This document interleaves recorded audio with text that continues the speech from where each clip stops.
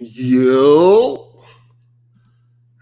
yo, yo, yo. What's up? What's up, people? Yeah, I think we are definitely live. Definitely live, man. Finally live out this motherfucker.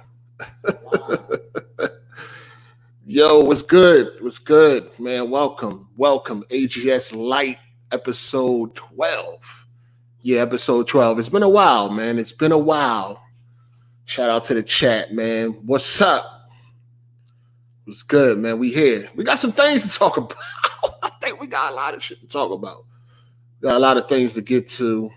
AGS podcast will be tomorrow, 4 p.m. EST. So make sure y'all check that out. You know what I mean? That's every Sunday. Every Sunday at 4 p.m. EST, man. We here. AGS podcast, man. Any given Sunday. What up? Shout out to the chat, man. Undenied Real, man. Truth Hurts. What up? Raph the Emperor. What up? What up, man? What's up? You hyped for Streets of Rage 4? Nah, not really. Yeah, I'm not really hyped for it. I guess I want to play it, but I'm not hyped for it. I kind of want to play it just because it ain't really shit else to do right now. You know what I'm saying? But I'm not really hyped for it. You know, I've been there. I've done that, man. That's old news, man. You know what I'm saying? I was on Streets of Rage when it was hot, when it was brand new. That's old news to me, man. So I'm not really hyped, you know what I'm saying? But I definitely want to, I guess I'll play it. I feel like the price is a little too steep, $25. That's a little steep. I know that shit ain't that long. I know it's not a long game at all to be worth $25. That shit should be like 10 at the most or something like that. But I'm not really hyped for it. We'll see. I don't even know if I'm getting it or if I'll be playing it day one. Like I said, that $25 just a little. It ain't sitting right with me. Shout outs to Pat, the logo guy, man. He said finally can catch a live stream. What's up? Shout outs to you for the super chat, man. Appreciate that. Appreciate all the support here. You dig? Yeah, so I'll definitely check it out. Maybe I don't know if I'm gonna do it day one. We'll see. That 25 is a little steep though for a few hours of gaming. Also, I know it's a 4-player couch co-op, but it's only 2-player online. Like that's why the fuck they do that? Like what? That don't even make no sense. Why? You know what I'm saying? It should have been 4-player online and offline. Like, why is it only 4-player offline? You know what I mean? Especially at a time like this. Like, who having people come over? You know what I mean? We're supposed to be social distancing and all that shit, man. Who having people come over? Streets of Rage 4. Oh, it's on Game Pass? Oh, shit. I didn't know it was on Game Pass.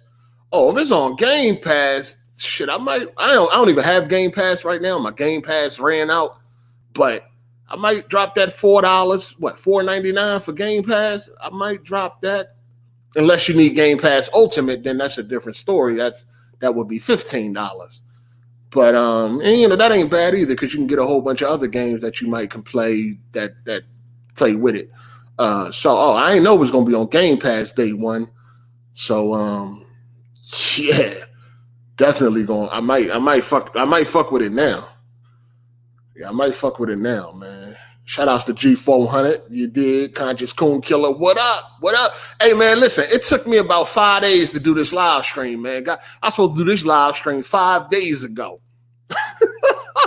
I don't be having no motivation to do this YouTube shit unless it's the podcast, man. I don't be wanting to do none of this shit, dog. It took me about 5 days to get to where we at right now. I've been thought of this shit a couple of days ago. And every time I thought I was going to do it, man, I was like, I don't feel like doing that shit, man. God damn. It took a week to get here. Crazy. But, yeah, I'm here, man. I want to talk about some things, man. Just chatting and shit. We ain't got nothing to do, right? You got something to do? You ain't got nothing to do. Where you going? You ain't going no fucking where. You ain't going no goddamn where. You ain't got nothing to do. It's boring as fuck. You know what I mean? It's only so much goddamn movies you can watch. And shit, I've been watching a lot of movies. I finished the Star Wars saga, episode 1 to 9. plus the fucking spinoffs or whatever, Rogue One and shit. Man, finished that. Thought it was okay. You know, it was nothing special. Star Wars is nothing special at all. I guess you would have to, I don't know. I don't know where the hype come from for this. I guess when it first came out, maybe it was, I'm assuming it had to be. It had to be when it first dropped. There was something new back in 1977, something people never seen before, or whatever like that. And then from there on, it's been nostalgia that's been carrying it along. But overall, I just thought that joint was okay overall, you know. And we tend to do that. We tend to like take things that we enjoyed when we were younger, or remember that at a certain time I had a lot of fun watching that or playing that or something like that, and we tend to hold on to that forever, to even now where we just like, yo, that shit was fire, or it is fire, but nah, it really ain't. Nah. It was okay. It was okay. I still haven't seen The Mandalorian. I ain't watched that. Revenge of the Sith was cool. Like I think to me, the high point was just like, it's cool. Do I want to watch it again? No. I think Revenge of the Sith was cool. I think the end of Rogue One, for me was cool. I think I like Force Awakens. I thought that was cool. And that's about it, man. I think the rest of that shit, Phantom Menace was boring as hell. Attack of the Clones was whatever. Solo, cash grab. Rogue One, I feel like it was a cash grab, but the end was cool. The part where it's like a dark hallway. Have you seen that movie in like HDR or Dolby Vision? The end of the movie. I guess I don't want to spoil it. I guess spoiler alert. I guess. But anyway, at the end of the movie, where it's like this dark hallway, you got like the fucking rebel forces standing there looking down this dark hallway, and you can't see shit. Like it's pitch fucking black, especially if you got an OLED, right? And then you just see the lightsaber come out. Yo, that part was fire. But A New Hope to me was another boring movie. Like it's okay. Empire Strikes Back was okay. Last Jedi was cool. I could do without the Ewok section. Ewok, whatever the fuck them little creatures are. I like Force Awakens. That's what actually got me to watch all of the Star Wars, because I watched Force Awakens with Miss Hard8 and she got into it. So it was like, yo. And I was kind of lost on Force Awakens because I didn't know what the fuck was going on, because I done forgot, because I ain't see Star Wars in a long time. So I was like, yo, we got to go back. So we went back. God damn, that shit was long, man. I wish I ain't do that. Jesus. Last Jedi was okay. I mean, I'm just not invested in Star Wars movies as much as other people. So people like The Last Jedi is the worst Star Wars movie I ever seen. Rise of the Skywalker is the worst. I just felt like it was just like the rest of them. It was like, yeah, whatever. I don't know. I'm just not that deeply invested in the Star Wars, so I can't get like that attached to it. You know what I'm saying? But yeah, we finished those joints, man. I was glad to be done with that shit, man. Shout out to Urban Combat 1000. Yo, what's good? Yo, what up, man? What's up? What's good? Empire Strikes Back is the best one. Sheesh, really? Yeah, we started at episode 1, man. We started okay, so I got Rise of the Skywalker on 4K Blu-ray. And I was like, I'm just going to watch the sequels, right? So I was going to start at Force Awakens, then watch Force Awakens, watch Last Jedi, and then Rise of the Skywalker. So when I watched Force Awakens, it was like, damn, I was kind of lost and shit. You know what I'm saying? So I was like, I got to go back. I want to go back. I just want to go back. You know what I'm saying? And I went back. Man, that was tedious. It was tedious. Some of them joints we had to watch in like 2 parts because it got so fucking boring. It was like, yo, we just done right now. I think Empire Strikes Back, we had stopped for a day, then went back to it. What else? I think we did that for Last Jedi, because that movie's long as fuck. That shit like 2 hours and a half, and you feel that 2 hours and a half. You feel it. Like some movies that's 2 hours and a half, you don't feel it.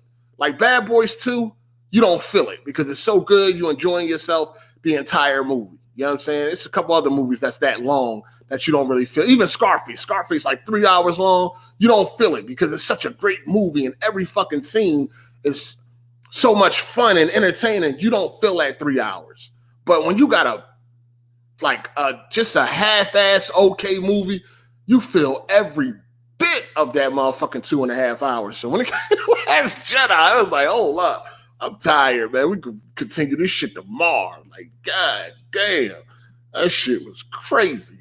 Same thing for Rise of the Skywalker, too. We cut on that. You know what I'm saying? So, you know, it's movies when it ain't about the movie length. It's just about if it's going to be enjoyable and shit. Because I remember leading up to Endgame, it was like 3 hours. Oh my God, the more Avengers, the better. Because Infinity War was so fucking great.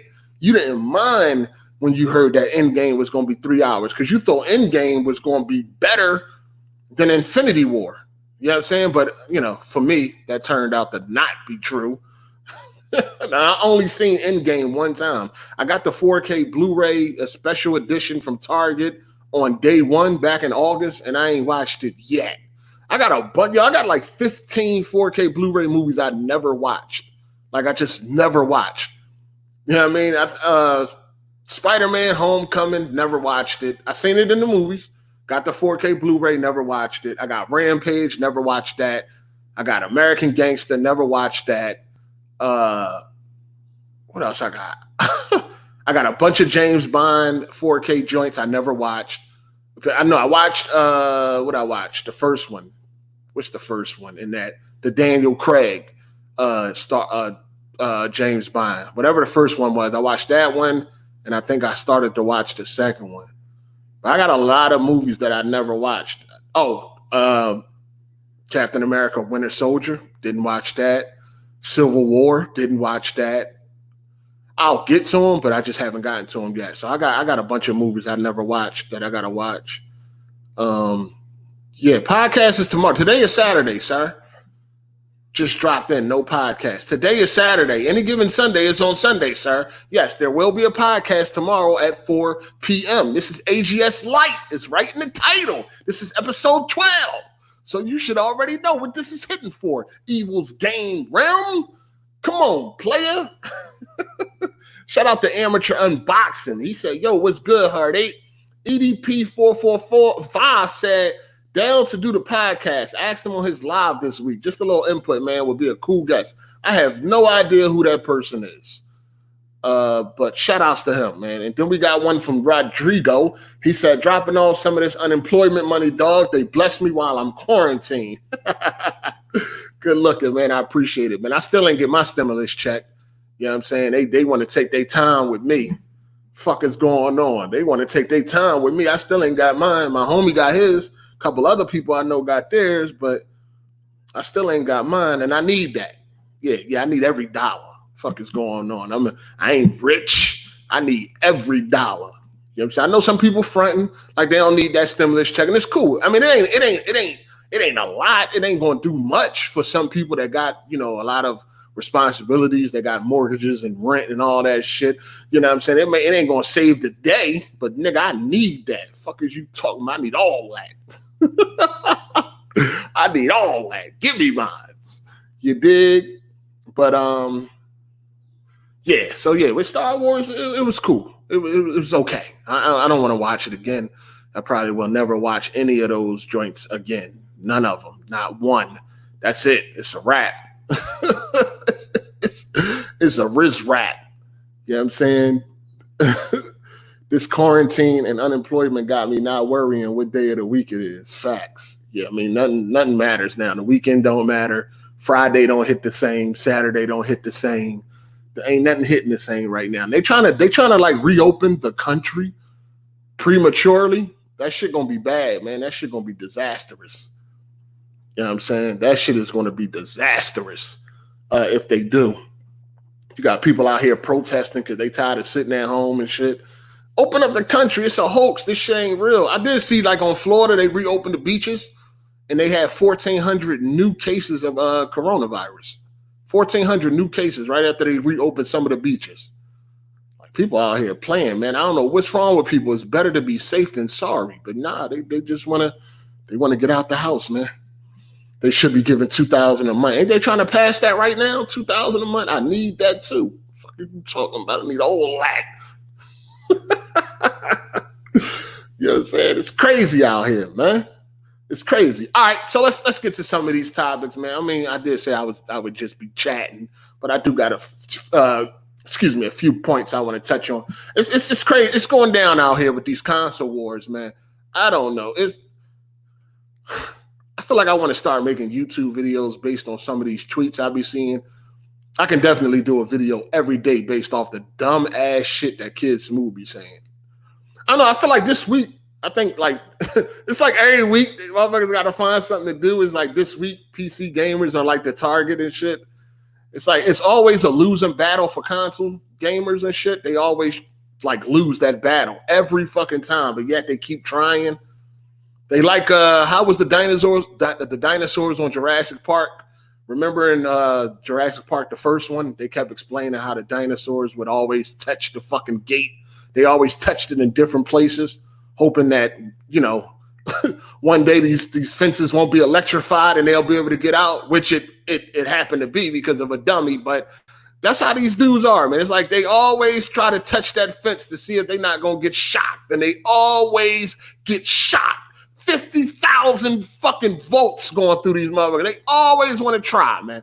And all they can come up with is simplicity, convenience. Yo, they really act like you got to be a fucking rocket scientist to work a PC. Like, I was talking to Optimus Cole. Shout out to Optimus and shit. He was trying to tell me how consoles, all you got to do is press a button. I'm like, well, that's all you got to do on PC is press a button. He's like, no, you got to build it first. Nigga, that's a one-time thing. He was talking like you got to build the PC every day before you can use that motherfucker. Nigga, that's one time. I build my PC and from there on, I press a motherfucking button. And guess what? That shit is going to boot up faster than your goddamn console. So convenience, simplicity, like god damn. Like listen, consoles are not as convenient as they once was. You still got a lot of shit going on and installs and downloads and updates and all that shit, as well as PC. It is more convenient than PC to a certain extent. Like if you buy it, all you got to do is bring it home, plug it in, and turn it the fuck on. I mean, but you can buy a PC that's already fucking put together, right? You know what I mean? You don't have to build a PC. You can have somebody else do that shit for you. You get it home, plug it in, and press a fucking button, just like you would do for a console. But let's just say you do build it. Okay, that's a one-time thing. You build a PC. For now, every day you're pressing the button. Like, listen, I'll take better frame rates, higher frame rates. I'll take stable frame rates. I'll take native resolution. I'll take G-Sync and all of that fly shit that come with PC over convenience and simplicity any day of the motherfucking week. You know what I mean? It's a trade-off, right? Nothing in the world is fucking perfect. Just like when it comes to TVs, OLED, there's a trade-off with OLED, right? It ain't just going to be perfect for you. You want the best picture that you can possibly get, then you're going to have to deal with potential burn-in, right? But all you need is a little bit of care, and you ain't got to worry about that. And plus, with new TVs today, it's getting a lot better. You know what? Might as well talk about that. You know what I'm saying? The PS5 and the Xbox One Series X, is on the way. It's on the way. So a couple people been hitting me up, man. They trying to get TVs and shit ready for this. I'm going to be real with you.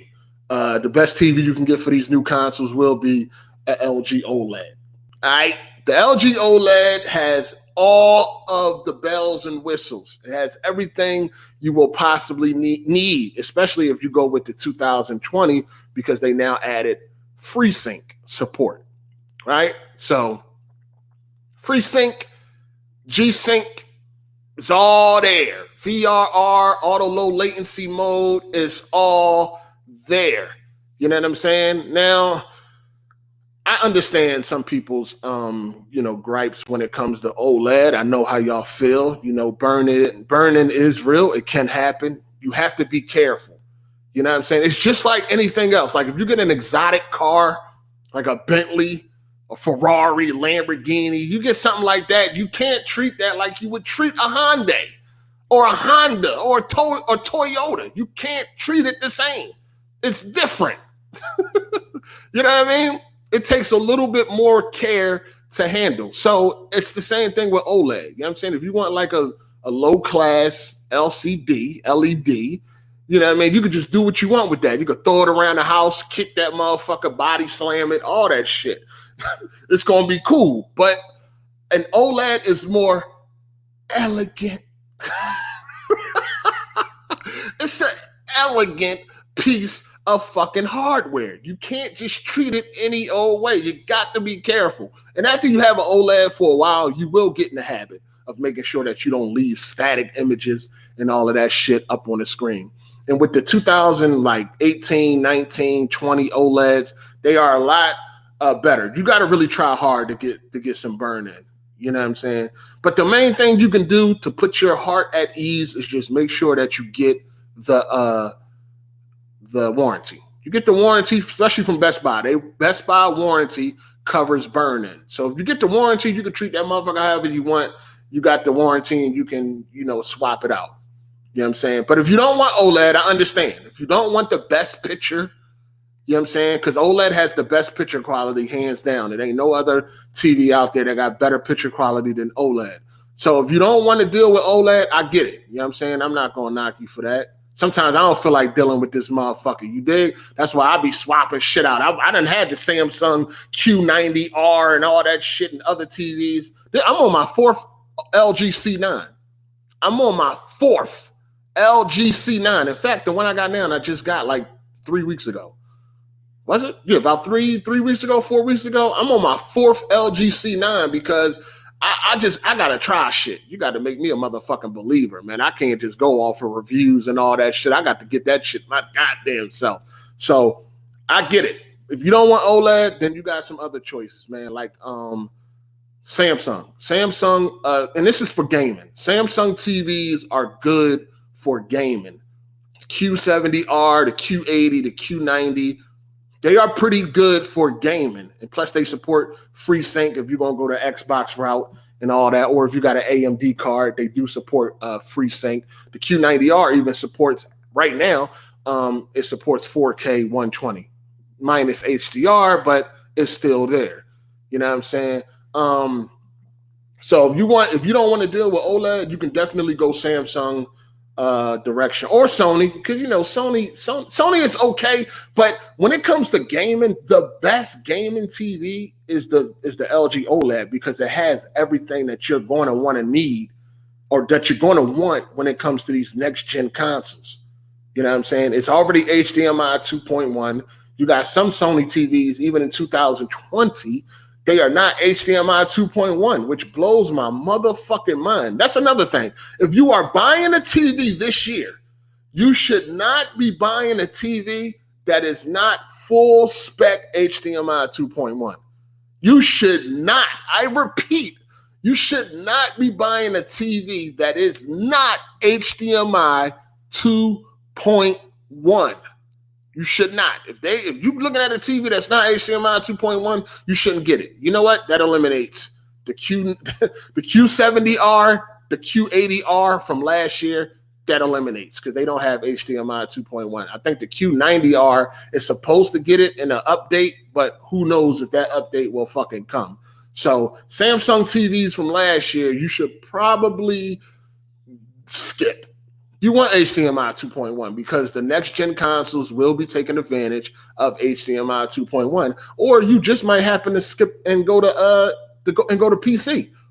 You dig? So you want HDMI 2.1, and LG TVs have had the full spec of HDMI 2.1 since last year, which is why this year LG OLEDs is not really that attractive if you got OLED from last year, because they don't really add much but filmmaker mode. Shit like that you'll never. And it's not, and listen, it's not one of them things where you're trying to hype yourself up so you don't get the new shit. You know what I'm saying? We all been there, right? You know what I mean? The new shit come up, you try to hype yourself up and make it seem like your old shit is perfectly fine. No, actually, this time around, it's real. It's real. The CX is not better than the C9. You know what I'm saying? The CX has a few things that you may care about, like filmmaker mode, and it's not brighter.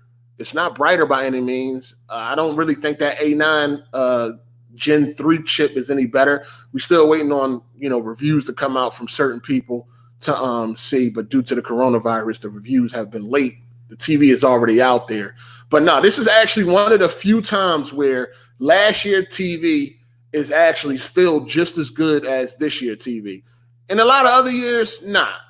We try to hype ourselves up. I mean, that shit ain't, I don't need that TV. That shit ain't really better than what I already got. And a lot of times it do, but you're just trying to hype yourself up because either you can't get it or you just don't want to spend the money. But no, this year it's actually kind of true.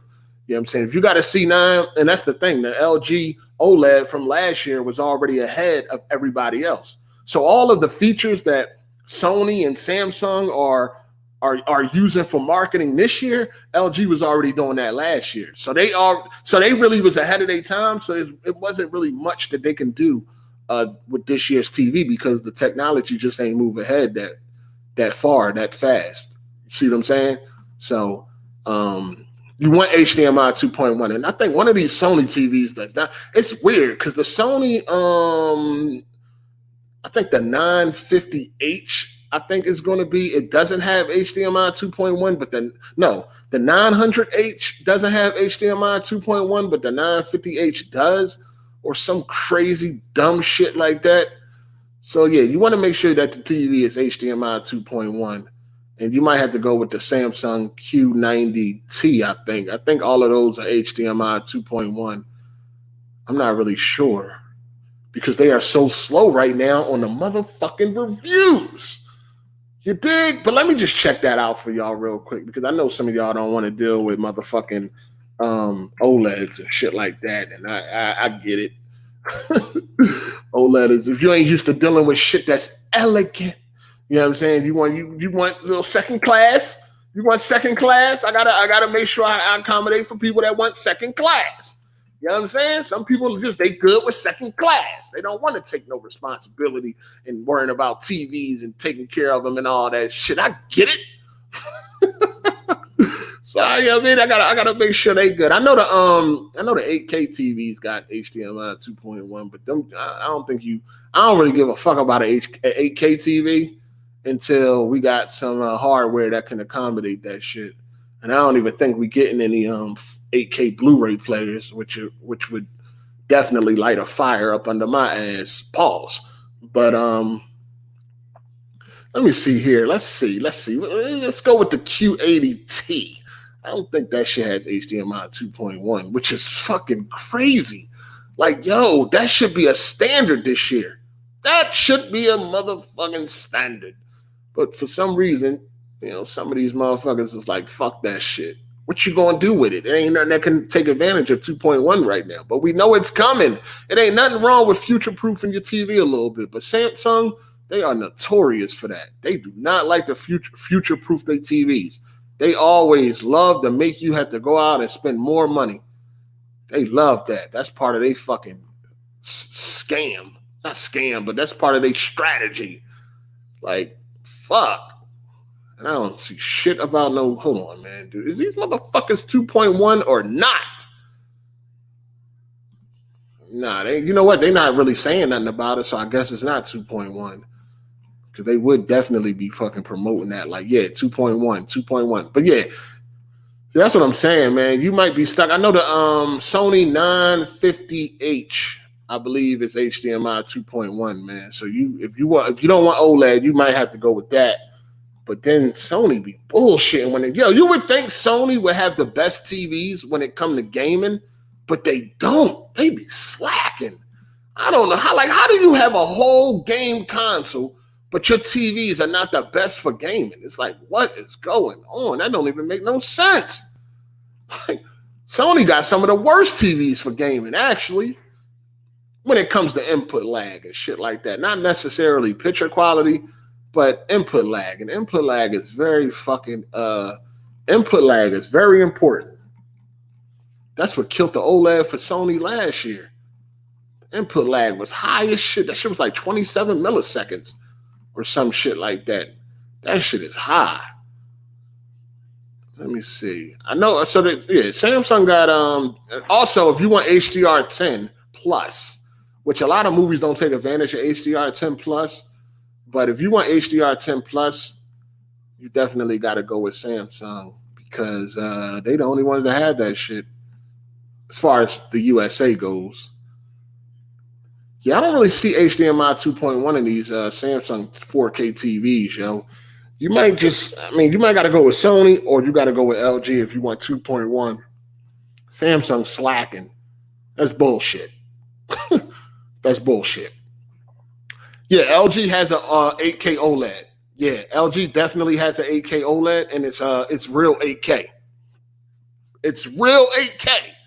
LG has an 8K OLED. That motherfucker expensive as a motherfucker, but nah, LG has a the 950H doesn't have HDMI 2.1. One of the Sonys got HDMI 2.1. Hold on, let me go to the Sony website. It's one of them Sonys got HDMI 2.1. It's kind of weird because you would think the 950H will have HDMI 2.1. It's supposed to, but for some reason, it's not there. So let me see. You got I think the OLEDs got 2.1. Not all of the OLEDs, not all of them, but like the high-end OLEDs got 2.1. So the 950H does not have 2.1. Let me see if the 900H has 2.1, which is crazy because I think that's what it was that I was telling y'all about earlier. Like, how the fuck does the lower model has HDMI 2.1, but the higher model doesn't? Like, what is they thinking? What the fuck is y'all thinking, man? Shit is weird. It's weird, Sony. And then for them to have a console, they should have the best gaming TV hands down, man. It shouldn't even be a fucking question. Shouldn't even be a question. All right, let me see. HDMI 2.1. Do y'all have it? Full specification, man. HDMI 2.1. Let's see. This is some bullshit.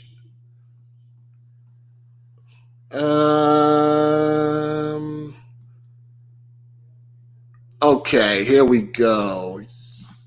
Yeah, all right. So the 900H from Sony has HDMI 2.1. It has eArt, it has VRR, variable refresh rate, and it has auto low latency mode, and it can do 4K at 120. That's for the 900H, which would be the cheaper version of the 950H. Now we're gonna see what the 950H has. And the 950H is IMAX enhanced, but that's a whole nother conversation, man. Oh, okay. Yeah, the 950H does not have auto low latency mode or variable refresh rate or 4K 120. It only has eArt. What? That don't make no sense. The 900H has everything HDMI 2.1, but the 950H, which is the step above, has none of that shit. Wow. All right, so if you don't want an OLED, see, I don't even know what's the input lag on these joints, and I don't like recommending TVs, and I don't know the input lag because that would be the fucking worst. And they don't have a lot of reviews for these TVs yet from the reputable sources because of the coronavirus. That shit's slowing shit down, but it should be some shit coming out really soon. All right, so if you don't want an OLED, then the 900H would be your next best bet if you want to get an LED because it has HDMI 2.1 features. Samsung does not, and of course the LG OLED, like I told y'all, but it's all depending on what you want. That's crazy, and I'm quite sure the LG OLED, the Sony OLED, the upper models, the higher end models, I should say, they have HDMI 2.1. So yeah, before I move on, anybody got any questions about this real quick before I skedaddle? Shout outs to Killmonger Ultra. He said, what was the Sony TV that you told Jack Move to get? Oh, Jack Move got the 950G. But Jack Move is going to have to, anybody that got that TV, they're going to have to upgrade that TV if they want to take full advantage of the PS5 and the Series X. Unfortunately, Jack Move TV is not going to be able to take full advantage of the PS5.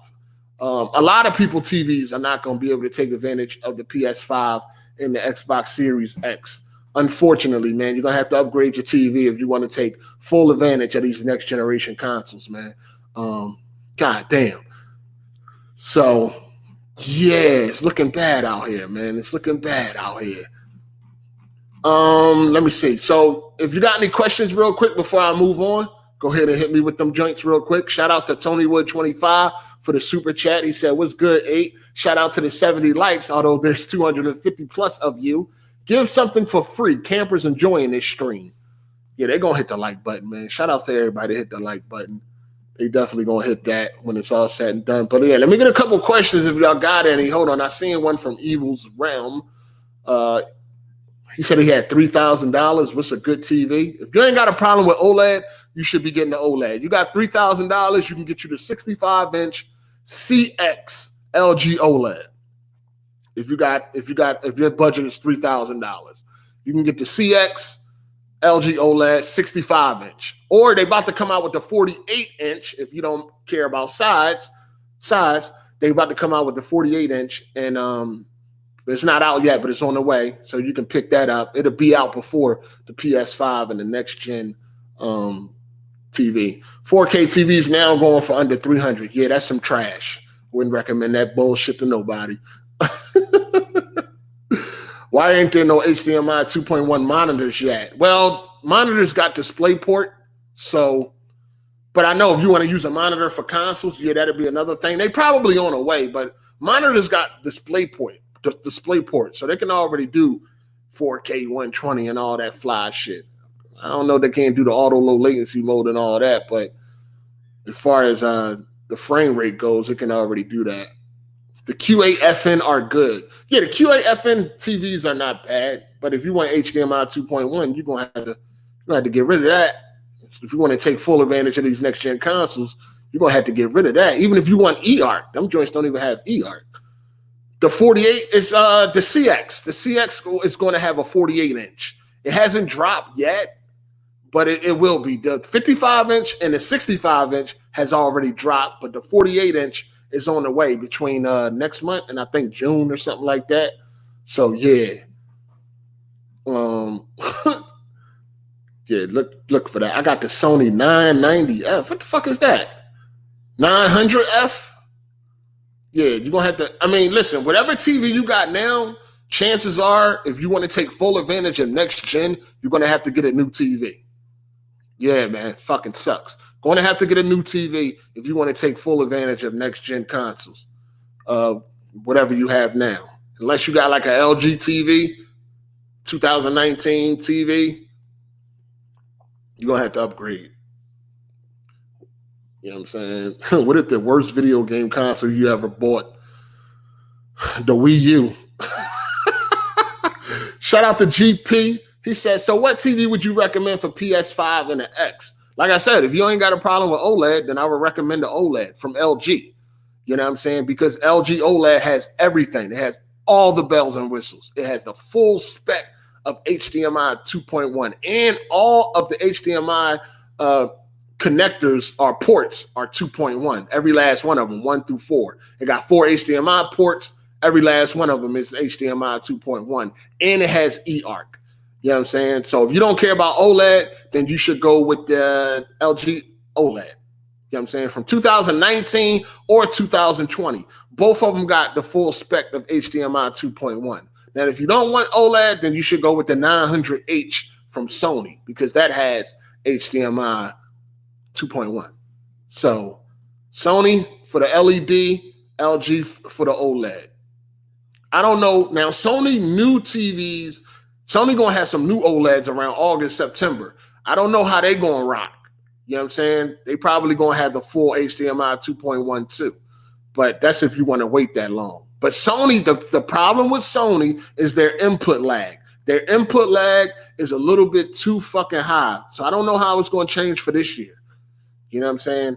But that's what you got to watch out for. C9 or CX. Shout out to James Teller. He said the C9 or the CX.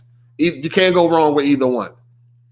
If money ain't an issue, I would say go with the CX. But if you want to save a couple $100, then go with the C9. You know what I'm saying? But either one of them is HDMI 2.1. You can't go wrong with either one of them. You know what I'm saying? So, yeah, Sony TVs have washed out HDR. Sony TVs does not have washed out HDR. They don't. What Sony TVs don't have is they don't have the best Dolby Vision. Sony Dolby Vision is not that great. You know what I'm saying? And compared to OLED, everything looks washed out. Everything that's not OLED looks washed out. But Sony got some of the best OLEDs when it comes to like watching movies and all that. But if you want the best overall TV, movies and games, then LG is the way to go. Or if it's just games, then LG make the best gaming TVs right now. Facts. This ain't even up for discussion.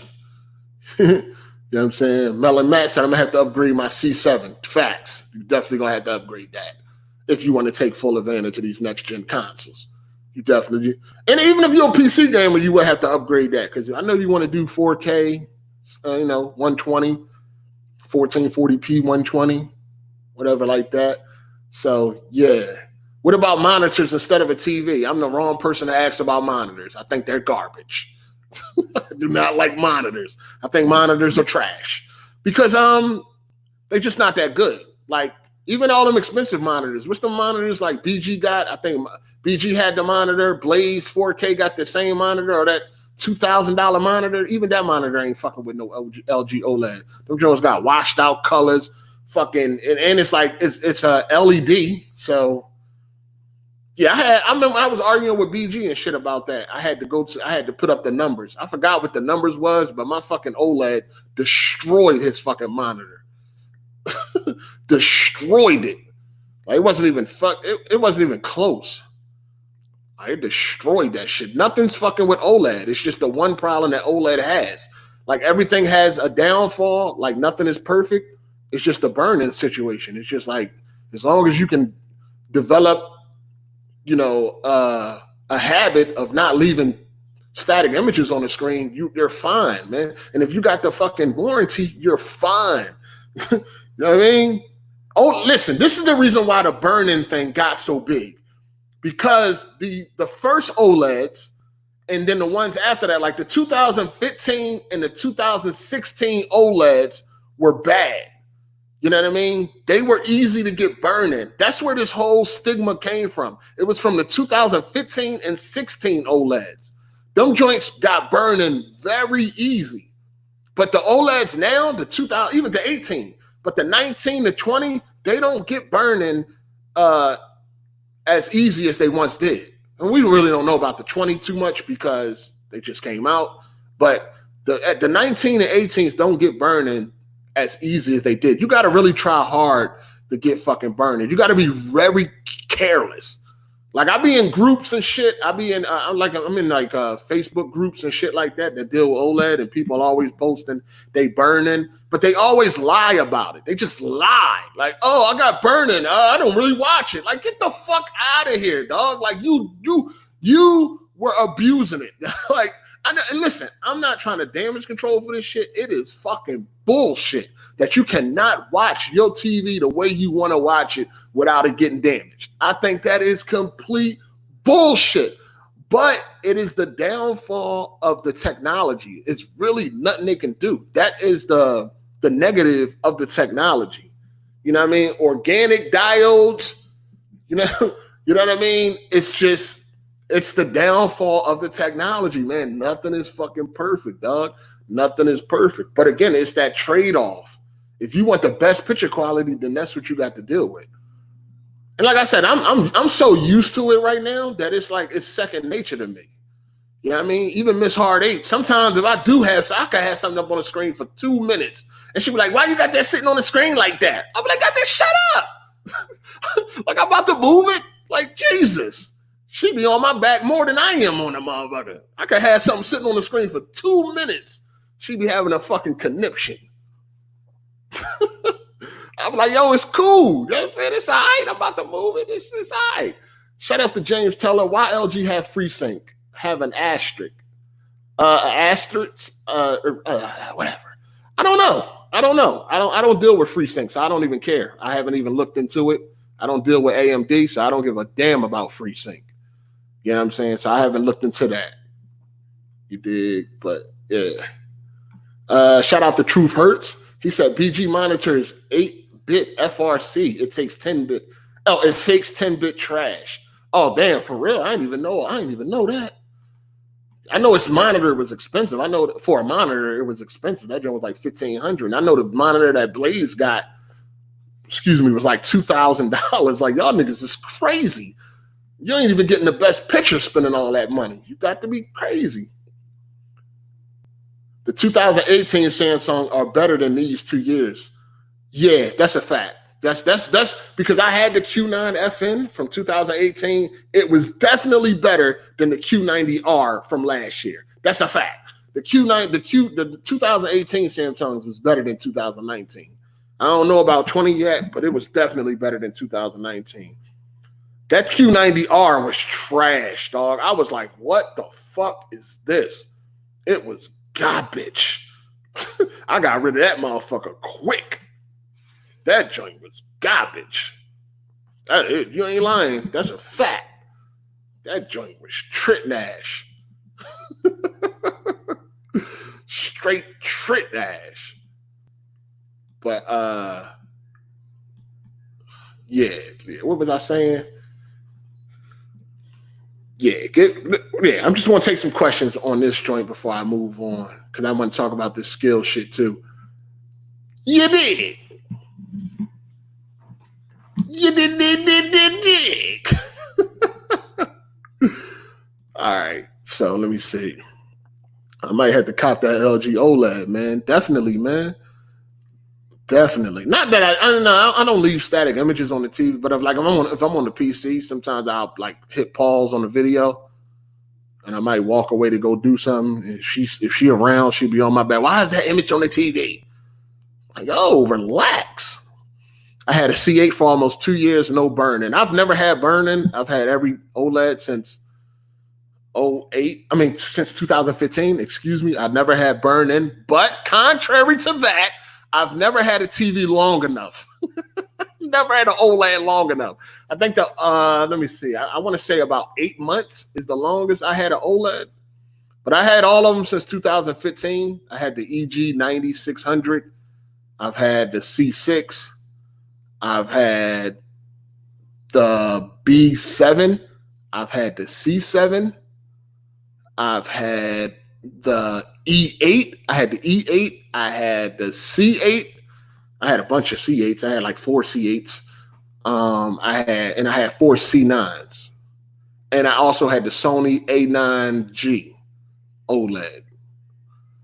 So I've had a bunch of OLEDs. I never had burn-in, but I never kept them long enough. You know what I'm saying? But I'm just telling you my experience. What else we got here? James Teller, thanks, Hard8. I'm getting the CX to replace my B7. Definitely. That's a good move. Shout outs to James Teller for the super chat. That's a good move. What's your opinion on LG Nano? LG Nano is trash. You know I have never said anything. Listen, LG TVs outside of OLED are garbage. All right? They are garbino. Even the top of the line, even their top of the line Nano LED is garbino. That's why I have not mentioned it. Listen, this is another thing, right? Besides their OLED, LG is a how can I say this? They're kind of low class, right? Outside of their OLEDs, they're kind of low class. Their LED TVs are garbage. Stay away from an LG LED. Now, they do got HDMI 2.1 and all the bells and whistles. They do have all the bells and whistles, just like their OLED. But LG LED TVs are garbino. Stay away from them joints. They trash. I would never spend $2,000 for a damn TV. What the fuck? Well, continue to buy the trash that you buy. Well, now you can get some decent TVs for less than $2,000. You can get some. Yeah, you can. Can you name a couple of models off top? Like I know about the LG C9. Okay, so you got the LG C9, you got the B9, you got the E9, and you got the W9. Or this year, you got the CX, you got the BX, you got the GX, and I think they're going to come out with another WX. You know what I mean? But any LG OLED from 2019 or 20, you are good to go for the next gen consoles. Shout outs to Papa Bear 1990, just bought the CX. Will never go back to anything else. OLED is godly. That's mostly what I hear anytime I suggest people a TV and they go out and buy it. Once you try OLED, it's very hard to go back to anything else. Unless you're a fucking retard like me, then you might go back and forth at times. But that just be me because curiosity kills the cat. You know what I'm saying? If I'm curious about something, I need to try it out for myself. But I always end up back at LG. I always end up back at OLED. Now, the minute that Sony can catch up with LG, then I'll be on Sony OLEDs because Sony OLEDs are another level above LG OLEDs. That comes the build quality, picture quality, and all that. The only thing that it fails is in gaming. When it comes to gaming, right now, Sony cannot touch LG. But the minute that Sony can match LG when it comes to gaming, I'm done with LG OLEDs. I will be on that Sony OLED because the Sony OLEDs are absolutely beautiful. If you don't care about gaming, if you don't play games or give a fuck about games, and you want an OLED, get you a Sony OLED. Or unless you're in another country and you can get the Panasonic OLED, the GC 2000 or the new one. But if you don't care about games and you only like movies, you only watch movies and shit like that, the Sony OLED, oh my God. When it comes to movies, it's on another level above LG. Beautiful. Beautiful. The only reason why I got rid of that Sony A9G is when it came to gaming, it was horrible. The input lag was way too high. It didn't support all the resolutions and all that shit. Like you had to force resolution. It was horrible. It was horrible. Unless you're a console-only gamer. You're a console-only gamer. But nah, it's still horrible. It's still that input lag was still horrible. But when it came to watching movies, woo, that thing beautiful. Man, the minute that Sony can catch up with LG in the gaming department, bye-bye, LG. Bye-bye. Gone. It's on another level, dog. When I got the Sony OLED, the first thing that I noticed is how cheap it made the LG feel. It made the LG feel like it was lower class.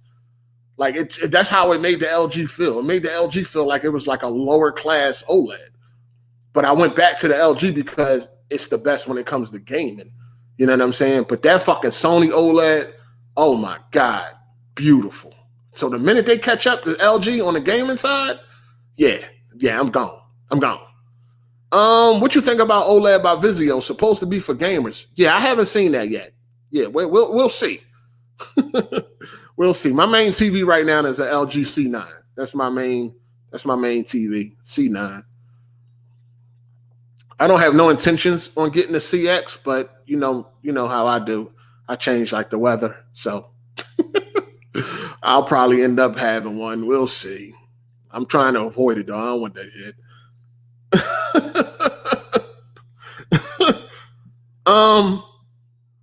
I'll get an OLED, but never home. What? They say micro LED is better than OLED. Micro LED? That shit ain't even out yet. It's supposed to be better than OLED. It's supposed to have all the pros of OLED and none of the cons. So we'll see when that comes out. We'll see. Micro LED. Hold on. No, because it's another LED. Is it micro LED? My brain is losing. I can't think of it right now. Yeah, it's micro LED, right? Yeah, micro LED. Yeah, we'll see. It sounds a little bit too good to be true right now. You know what I'm saying? Do you calibrate your TV professionally? I did in the past, but it was a waste of money because I didn't keep the TV for long. I don't calibrate them now because I never know when I'm getting rid of this shit, and that shit ain't cheap. You know what I'm saying? I can't afford to get burning on my TV, but just get the warranty. Nobody can afford to get that shit on a TV. Fuck that. Just get the warranty. Yo, the W9 is way too expensive, dog. Like the WTVs are way too expensive, man. Shout outs to ACell7, man. Appreciate you, player. I'm not sure if it's micro because there is a micro LED and there's another form of TV that's on the way, which is going to be very expensive at first. Oh no, micro LED, right? Because you got mini LED. That's what I'm thinking about. Mini LED, I think is, Vizio and all of them is fucking with that, are supposed to be fucking with mini LED, but micro LED is supposed to be better than OLED. It's supposed to have all of its pros and none of the cons. So it'll be bright or super bright. It won't have no burning and all that fly shit. So we'll see. Oh, mini LED. Yeah, mini LED. Yeah. TCL has mini. Yeah, mini LED that's still LED. Micro is supposed to be that shit that's going to be like crazy, and it's going to be really expensive when it first comes out. Like OLED. Remember OLED was like, remember at 65? Remember when the 4K OLED first came out? That shit was over $20,000 for a 65 inch. 4K OLED was over $20,000 when it first dropped at 65 inches. That's crazy. Dual LED, yeah, they got all that fly shit. Yeah, ain't none of that shit fucking with OLED. Micro LED is the one. That's the one that's supposed to be the shit. But all right, talked about TVs enough, man. If you don't have HDMI 2.1 right now on your TV, then you're definitely going to have to upgrade if you want to take full advantage of next-gen consoles. Now, you can wait until next-gen consoles come out and see if there's an actual benefit to upgrading to HDMI 2.1, but if you just want to get a better TV now anyway, then you might as well go ahead and do it. Or you can just wait and see how beneficial HDMI 2.1 will be to the next-gen consoles, because it could not be beneficial at all. You dig what I'm saying? So it's all up to you and what you want to do. You feel me? It's all up to you. What else we got here? All right, so I want to talk about skill in gaming, and when it comes to like YouTubers, man. I've talked about this before, but I want to go a little bit in depth. I want to go more in depth with it. Hold on. Did I have a super chat I missed? No, I didn't. Did I? No.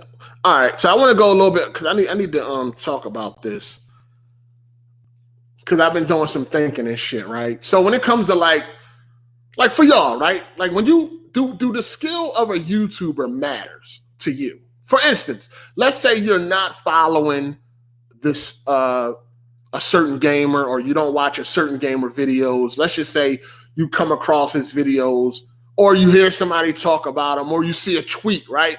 Sometimes you can see when you're on Twitter, you can see tweets of people that you don't follow, right? Somebody that you do follow may have liked the tweet or they retweeted it, right? So if you see somebody, if you on Twitter and you see a tweet from somebody that says, "Hey, I just beat Doom on Ultra Nightmare," you know what I'm saying? Or I just beat Resident Evil 3 on Inferno, and I didn't use an infinite rocket launcher or some shit like that.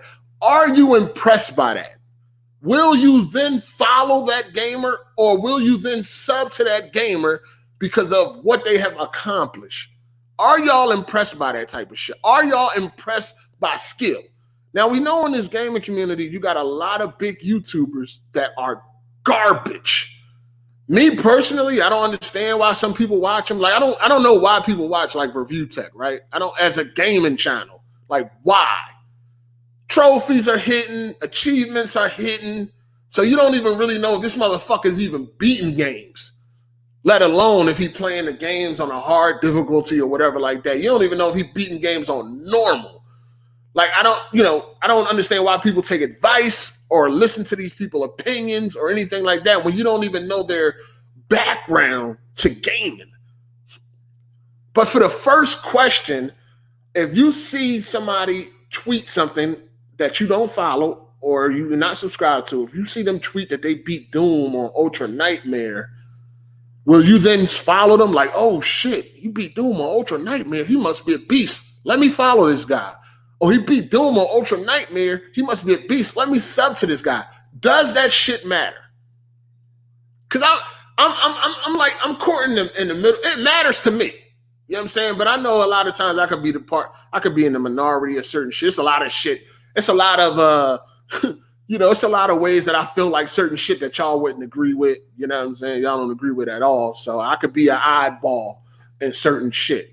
But do that shit matter to y'all? Because when it comes to me, if I'm not motivated to do something, I won't do it. I done told y'all this a lot of times. Like, I done told y'all this plenty of fucking times. When I first play a game, I don't play on the hardest difficulty unless it's going to be beneficial to me. And that may be just bragging rights. Sometimes I want them bragging rights. Like when I was on Weapon Wheel, this is like, I was my most competitive, right? When I was on Weapon Wheel, because BG talks a lot of shit. You know what I'm saying? Especially BG. When it comes to gaming, he talks a lot of shit, right? He's a gaming god and all this fly shit. And that's cool. I have no problem with that. I love competition. That's great. But he talks a lot of shit. So in order to shut him up, you got to do better. You know what I'm saying? So when I was on Weapon Wheel, I started Uncharted 4 on Crushing. My first run playthrough was Crushing. I did that because I got to outperform this nigga. I'm trying to beat it on Crushing before him with less deaths and Jack Moo. But Jack Moo don't really talk that much shit about gaming. And he can get a little crazy when he starts talking about them easy-ass trophies he be getting, but he don't really talk that much. It really was BG that I really was like, that was like my competition, right? So I started the game on Crushing, but I wouldn't have never done that if it wasn't for the whole competing type of thing. You know what I'm saying? Because it's like, playing it on Crushing, who does that really matter to? Do it matter to y'all? Because that's like kind of what I'm trying to ask y'all. Do it matter to you? Are you like, yo, I'm subbing to you. I'm following you because you beat the game on fucking Crushing. Like, does it matter to y'all? Me, it was for the bragging rights. Like, I needed those. I need these bragging rights. You know what I'm saying? So I can get on the podcast and talk my shit. Y'all know, if I'm going to talk shit, I like to back it up, right? I don't like to just be running my motherfucking mouth. You know what I'm saying? Which is the reason why I am who I am. Because I'm able to back up this shit I'm talking. You dig? And that's what you need. You need to be able to back up the shit you talk. I'm not going to feel right if I'm talking some shit and I can't back it up. I'm just running my motherfucking mouth. You dig? So I started the game on Crushing. I don't do that.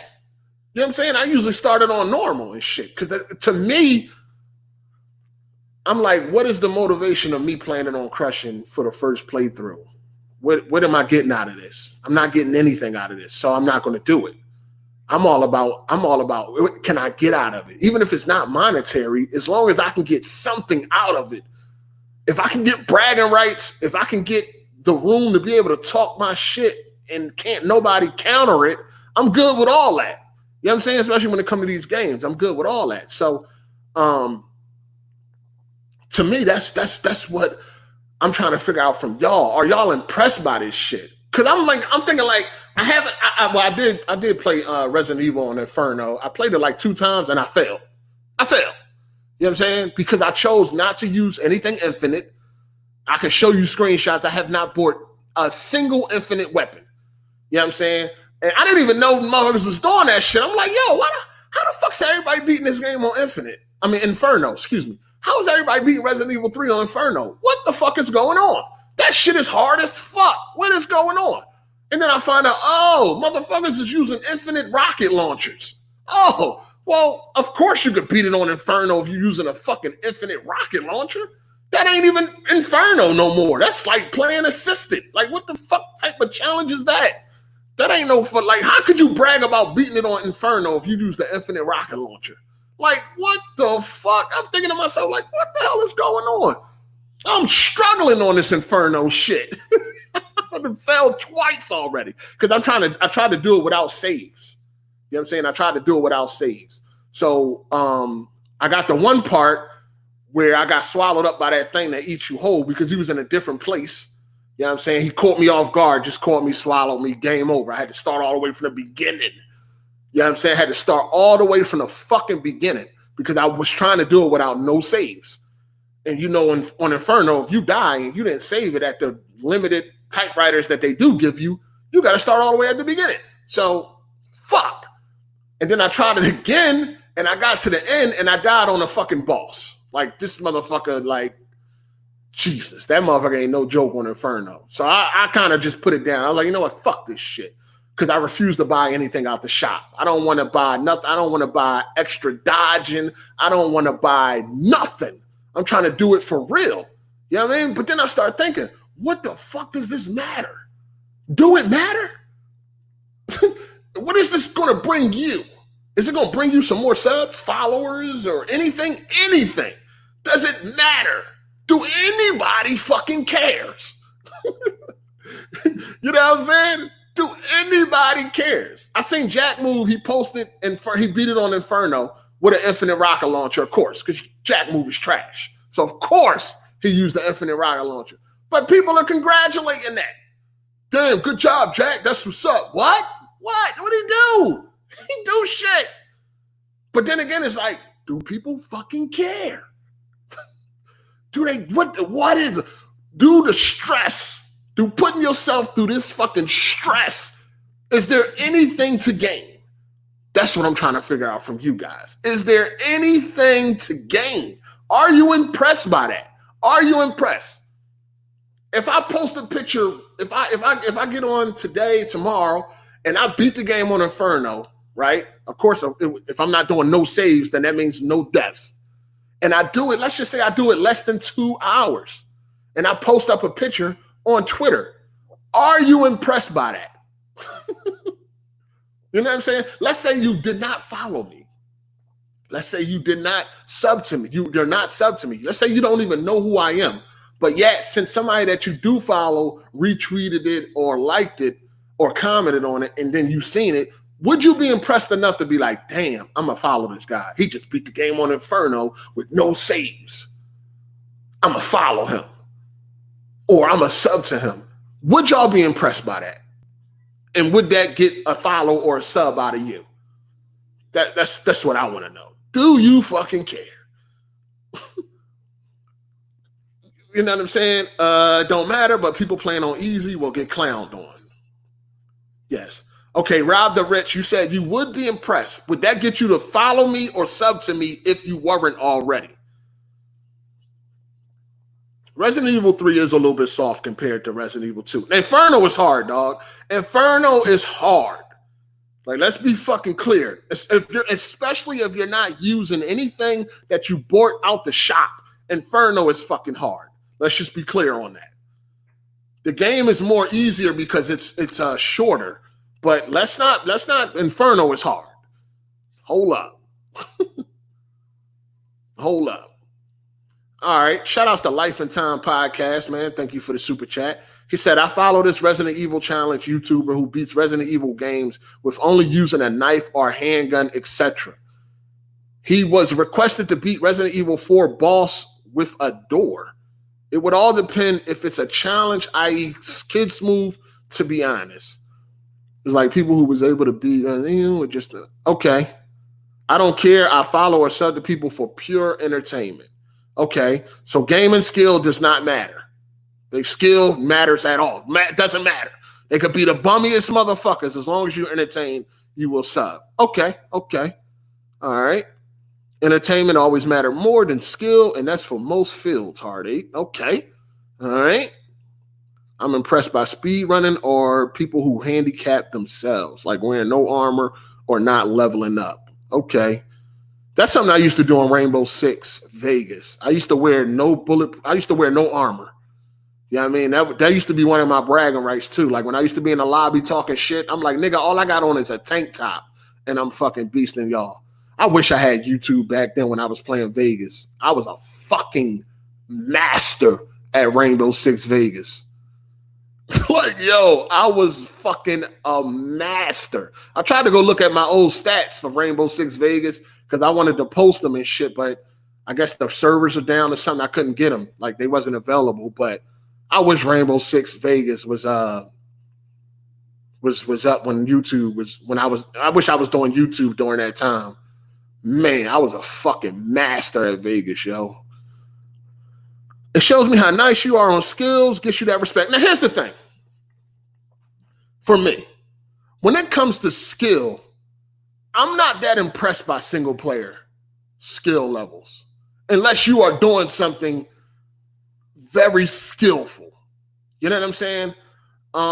Like you said, like a person beating the game with just a knife, or a person like that one dude, he beat all of the Dark Souls without getting hit. He beat Dark Souls 1, 2, and 3 with no damage. He didn't get hit not one time in all 3 games.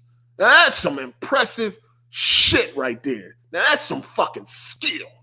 You know what I mean? That man is a beast. All 3 games without getting hit, all 3. And he did it, like, I think he fucked up at one time. He had to start all the way back over at the first game. Like, that's the type of, penalties that he put on himself. That if he got hit, even if he was at the last boss in part 3, if he got hit, he was starting all the way back over at part 1. Wow. Crazy. But I'm not really impressed by single player game skills like I used to be. Because I realized that there's no consequences for failure in these single player games. There's no consequences for dying. You know what I'm saying? This is what I used to get on Jack Move about, like his Hotline Miami 2. Like, I think he beat it or got the platinum. And I'm like, yo, that's not really impressive to me. Like, he's talented, like he's tolerant, and he's very dedicated to getting some of these platinums. A lot of the platinums are tedious. They don't really take no skill. My thing is this. If you, like Hotline Miami 2, you can die at a level 2,000 fucking times and still start right where you died. There is no real penalty. What's the penalty? The loading screen, if there's even one? Like, I think you can start over immediately, right? What is the penalty for failing? There's no penalty for failing. You can start at the same level you died over and over and over again. And if you're even half decent at a game, you're going to eventually pass it. So when it comes to single player, like, I don't really be too impressed by that shit. Like, okay, you beat Hotline Miami 2, right? How many times did you die? I think they even got a trophy for dying on that game. Like, how many times did you die? You died over 1,000 times, and somebody is supposed to be impressed? You know what I'm saying? Now, if it was a game where you had to start all the way at the beginning after you done died about 3 or 4 times, then that would be impressive. Just like even with Uncharted 4, when it came to Chapter 20 on crushing. That used to be something I was real proud of. You know what I mean? Y'all remember we had the 1 bullet challenge too, right? Y'all remember that when I destroyed BG and Jack Move? Jack Move died over 77 times. BG died 44 times. And I died 12, 13 times. Destroyed them niggas in that challenge. But even that, you get to Chapter 20, guess what? You can die over and over and over again. You're going to start right back at that point. Eventually, you will beat it. Eventually, you will beat it. So I don't to me, that's why like single player games are not really as hard as they once was, because there's no type of penalty for dying. There's no consequences for dying over and over again. There's no consequences for failing. Like I said, the biggest consequence is the loading screen. If you're on consoles and you die and you have to wait till it loads, the biggest consequence is the loading screen. It's the same thing for Dark Souls and Bloodborne and all of that shit. You die, you start back at the lamp, which may be 2 minutes away. You run right back to the boss. You die, you run right back to the boss. Or you farm. You fucking 30 levels above the fucking boss. And you want me to like pat you on the back for beating the boss when you level 30 and the boss is level 10? You know what I'm saying? Like, I'm more impressed by your multiplayer skill. I'm more impressed by what you can do with another living, breathing, thinking human. You know what I mean? You're a beast in multiplayer. I'm impressed by that. Especially, it depends on what multiplayer it is. Like, you know, multiplayer games that take skill, like for me, in my opinion, like Gears and Siege and all of that shit, Counter-Strike. You good at them games, I'm impressed by. I'm impressed by multiplayer games. Single player games, I'm not impressed by them shits no more, dog. Unless they got some real penalty. Like I know Dead Space 2, I forget the name of the difficulty, but if you die, it's over.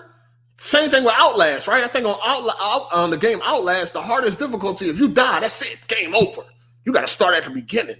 You beating shit like that, that's impressive. But games where you can start at the same level over and over again, like that ain't nothing to brag about, in my opinion, man. That ain't shit to brag about. That ain't nothing to brag about. Same thing with the Resident Evil 3, beating it on Inferno. Like, there was a video somebody put up. Dude did like a speed run, 57 minutes, Resident Evil 3. He beat it in 57 minutes on Inferno.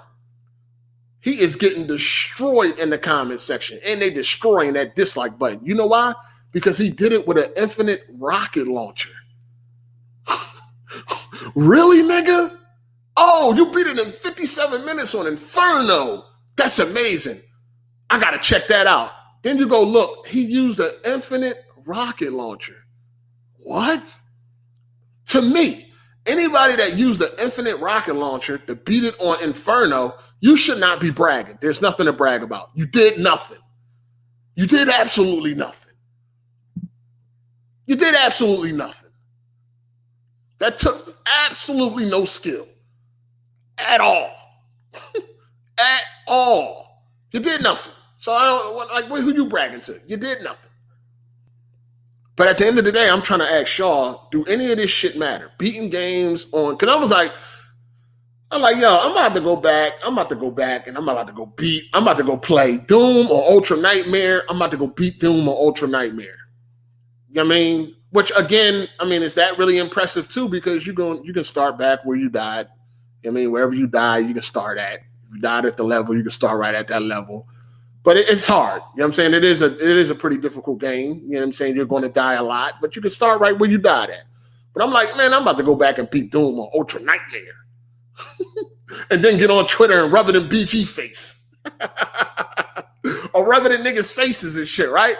But I'm like, yo, do anybody fucking care, dog? Is this shit, do anybody care? That's the thing. If it mattered, like if it really mattered around here, then it would be worth it, right? It would be worth it. If it brought you more subs, more views, more money, shit like that, then it would be worth it. But I don't think it does any of that. It doesn't do any of that.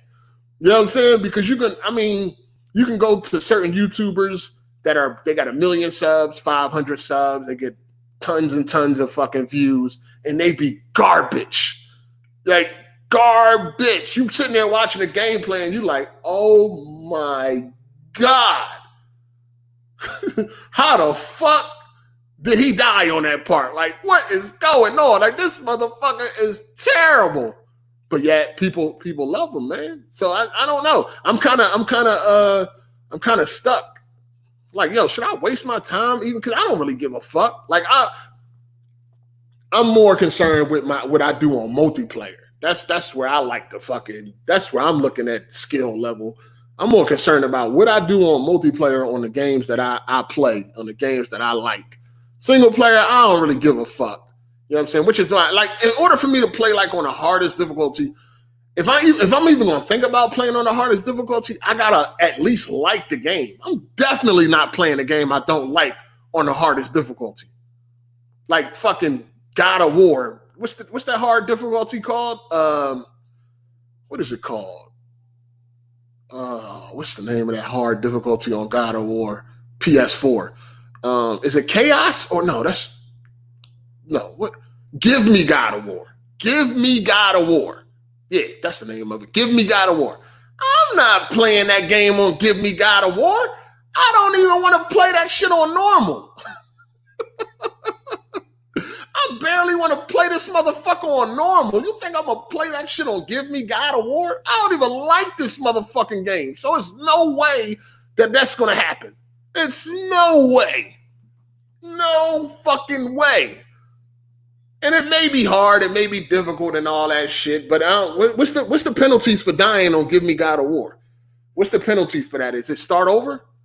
Do you get one life? Like, what's the penalty of Give Me God of War? If you get to start where you died, then that doesn't fucking count.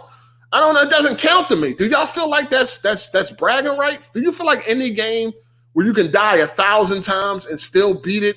Like, you know what I mean? Like, you can die 1,000 times and still start at the level you died at or the level you failed at. Are y'all impressed by that type of shit? Like, real talk. Give Me God of War. What's the penalty for dying on Give Me God of War? Where do you start? Where did it start you at? Do it put you back at the beginning?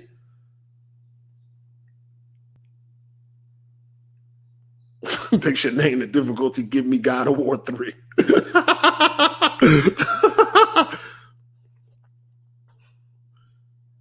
There's no difficulty trophies, too. That's another thing, too, about some platinums, right? That's another thing about some platinums, too. I feel like Give Me God of War, because I can get the platinum for God of War, right? Like, I'm damn near there. I'm like, yo, why is there not a trophy, a gold trophy, attached to Give Me God of War?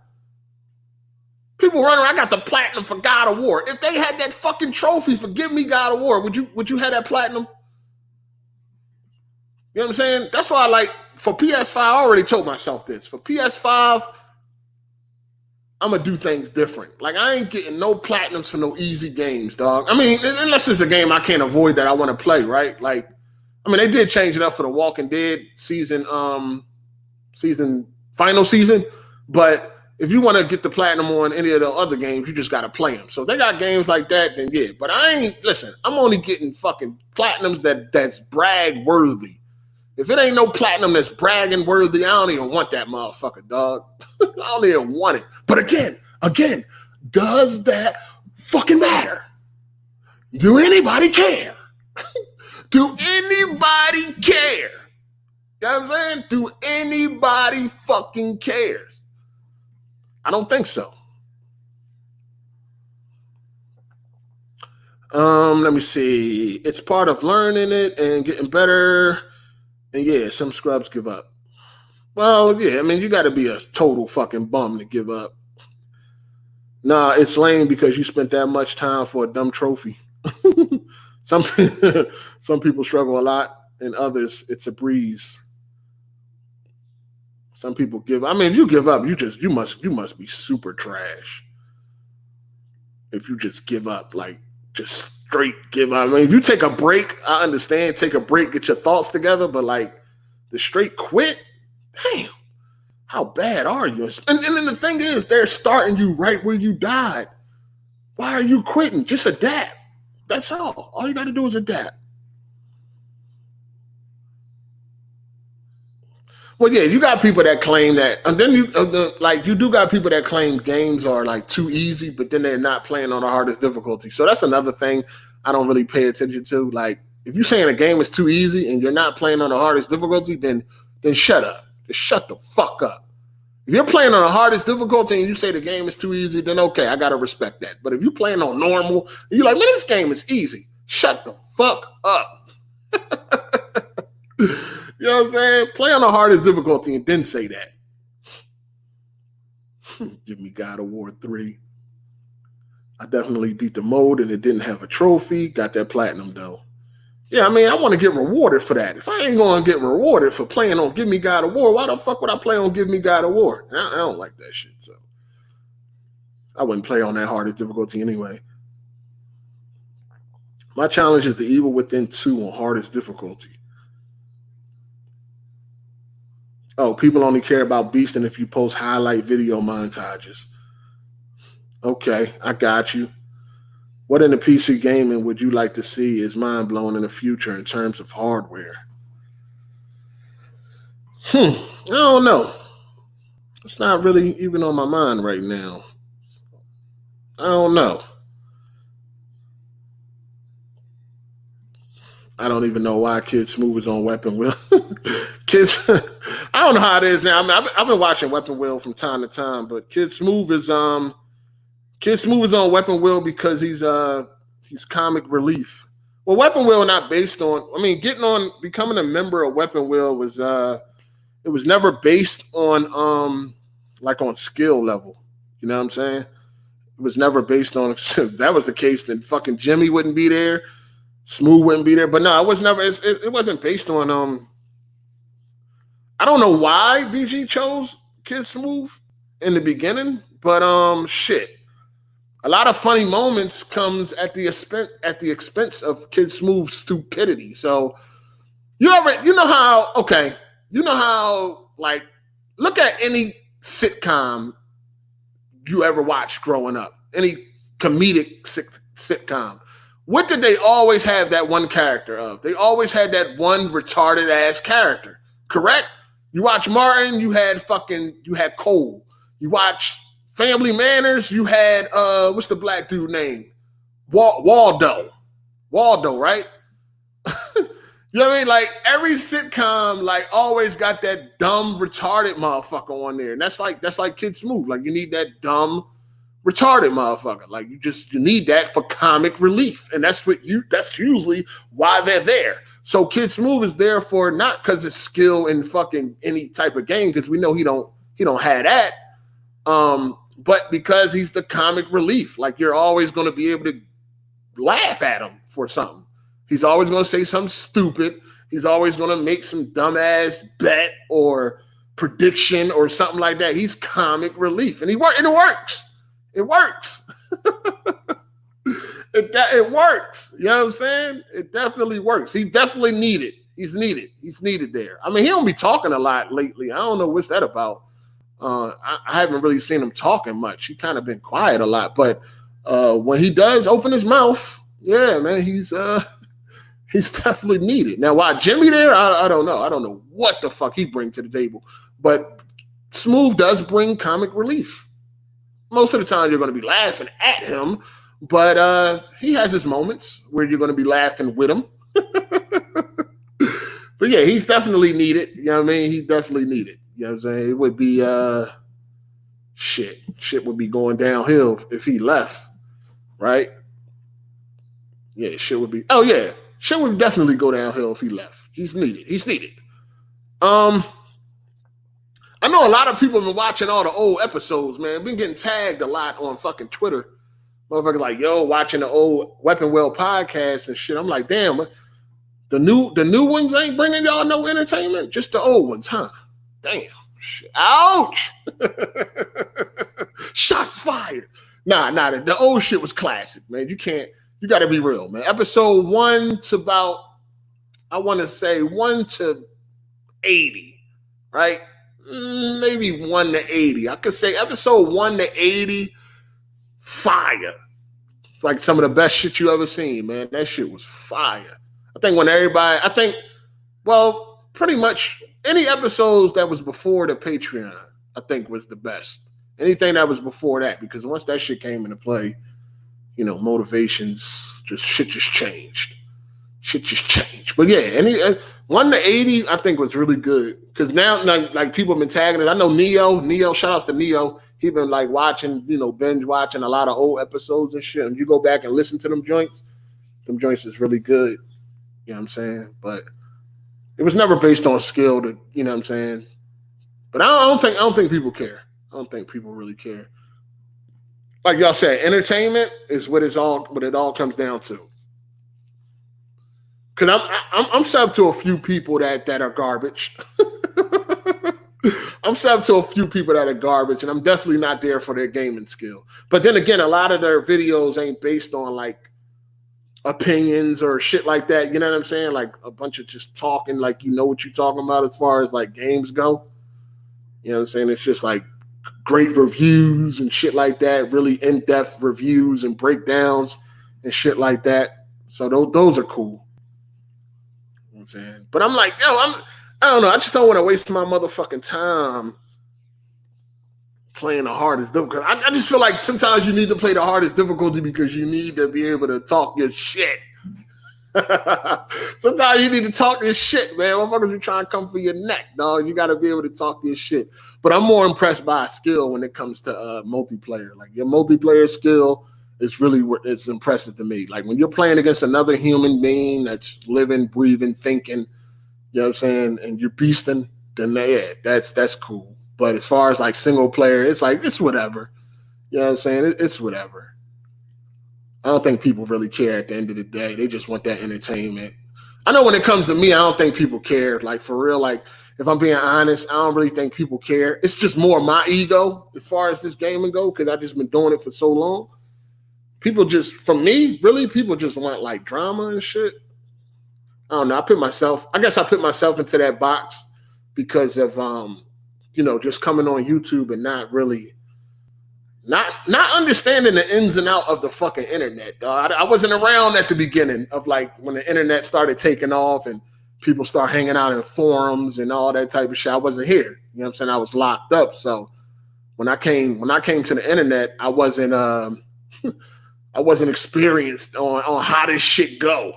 So I came in here with and this another thing I know, and people have said it. They like, yo, you can't bring that street mentality to the internet because that's not what it is. But that's kind of how I came to the internet. I came with that type of mentality of like just solid, just be real, just real niggas. Like, you know what I mean? Like I'm thinking like everybody is on some real shit and not just like networking or just playing the game because they're trying to get ahead or they're trying to get shit done. So when I came to the internet, I was just treating everybody the same way as I would like on the streets. Or I assumed that people would rock like how you're supposed to be. Because I mean, like being a real person, like being a stand-up person, keeping it 100, I don't even feel like that's like some street shit, right? I just feel like that's just who you're supposed to be. Like you're just supposed to be a real person, right? Like just keep it real, like not blowing smoke up people's ass, sugarcoating shit and all that. So that's kind of like the mentality I came with when I came to the internet. So when I got on the internet, I just thought everybody was solid. You know what I'm saying? And that's how I handled the internet. But then you found out really quick, like, nah, nigga, this is a whole different world. Like because there are people that the way they act on the internet is not how they act in real life. It's two different like people. There's a lot of people that got personas on this motherfucker. Like they got characters that they bring to the internet. Like whatever their name is, it's not who they are in the real. They two different people. So it's like I didn't know all that shit. I came in this motherfucker unknowing. I ain't know shit. So when shit started going down, I'm like, whoa, oh, y'all on some fuck shit. So that's how I started responding to shit, cursing motherfuckers out and all that shit. That's where a lot of beefs came from, dramas, because it's like motherfuckers wasn't keeping it real. And I thought that everybody was on the internet keeping it real. But you find out really quick, like, no, this ain't that type of place. This is fraud land. Motherfucker, you could be anything you want here. You know what I'm saying? You could be anything you want. So, you start finding out, like, nah, you got people that's networking. They trying to get somewhere. They want to get their YouTube. Now, you got to play nice, right? Like I told y'all before, the truth ain't going to get you nowhere on the internet. You got to play nice, man. You got to play nice. You got to play nice at all times. If you want to get somewhere, like somewhere meaningful, high, you got to build relationships. You got to fake relationships, all that shit. You know what I mean? You got to turn the other cheek because you may see somebody say some dumb shit, but you fuck with them. Or not that you fuck with them, but you may see somebody say some dumb shit, but you're going to need them, right? In the future. So you turn the other cheek and act like you didn't see it. You know what I mean? Or you downplay it or some shit like that. Like, this is real shit. Like, there's people that's not going to come on my podcast. Not that I did anything to them, but they probably said some dumb shit. And then I responded. And they probably said some dumb shit on Twitter. And I responded. And then, like I said, it may not have been anything disrespectful, but I'm calling you out on some dumb shit you're saying. And people take that as like a threat or an attack. People take that as an attack. Like, oh, you're attacking me. You're supposed to just ignore what I'm saying. Let me just feed these fucking dummies information. You know what I'm saying? Let me do me, man. Why you calling me out, man? Chill. You know what I'm saying? And I'm not wired that way. Like, it don't matter who it is. It don't matter if I fuck with you or not. If I see you said some dumbass shit, then I'm probably gonna respond to it. And it's Twitter, like, and then, it's the internet. That's what we're here for. That's what the comment section is for. That's what tweets and shit is for. So a lot of shit just go left. There's a lot of people that there's people that I never even talked to that just don't like me or got a problem with me just because of shit I done said about something that they love or shit like that. So when you come into this internet shit, you gotta be nice to everybody. You gotta really, like, I guess you could say you don't necessarily have to kiss ass, but you gotta shut up. Like, you gotta shut. He said some dumb shit. Don't say nothing. You gonna want that nigga on your podcast next week, right? All right, just let him ride, man. Ignore that shit. Ignore that shit. He just said some dumb ass shit. But listen, you're gonna want that nigga to come through. So ignore what that nigga just said. You know what I'm saying? Look the other way. Act like you didn't even see that shit. Scroll right on past it. Act like you didn't even see that. You know what I'm saying? Or if it's somebody that you don't care about, then of course people would respond. You know what I'm saying? There's like, and I've seen this. There's different reactions to certain people. You know what I'm saying? If Crap Gamer and fucking Ran Owl 4, the man with a million, if they both say the same thing and it's some dumb shit, there's going to be a different reaction to Crap Gamer than there will be to Ran Owl Thor, the man with a million, because he has a big following and it might be beneficial for you and your podcast, or it might be beneficial for you to go on his podcast or some shit like that. So you want to keep it clean. You know what I mean? He say some dumbass shit. You want to make sure that you don't respond to that, or you defend it. One or the other, but you don't want to say what you really feel. Don't say what you really feel. That's the thing. That's a tip for anybody trying to blow up on the internet or trying to get somewhere on YouTube or some shit. Don't say what you really feel a lot of the time. All right. Keep that shit to yourself because you will piss people off if you say certain things. So make sure you don't say what you really feel. Nigga, keep your mouth shut. Don't say nothing. Let them have that. You know what I'm saying? If you're trying to, get somewhere on the fucking internet. But if you don't care about all that shit, like me, you can say what you really feel. Like, yo, that's the dumbest shit I ever heard. Shut up. Shut the fuck up. That was some stupid ass shit you just said out your mouth. You know what I'm saying? So I don't know. It's just when you get on the internet, man, it's a different playground. You know what I'm saying? I've learned a lot since I've been here on how the internet works and all that shit. How you got to do it. It's just, I don't know. It just fucks me up when I see certain shit. I'm like, yo, what y'all just knock it off? Like, it's I'll be peeping a lot of shit, yo. Like, you definitely got like fake neutrals, right? Like you got people that will compliment certain shit just so they don't look a certain way. Just so they don't look a certain way for the most part. Like that Cyberpunk Xbox Series 1X, that joint is trash. That should be real. That and Microsoft don't usually make trash custom consoles. Their consoles are usually pretty decent when it comes to custom consoles. But let's just be real. It's fucking trash. When it comes out, it's a waste. Why would you buy that shit when the Series X will be out a couple of months later? You know what I'm saying? So it's trash. Just say that. You don't have to say, oh, this joint is heat. I may get it or something like that. Like, no, knock it off. You know that shit is trash. You don't want it because it comes out like a month or two before the Series X.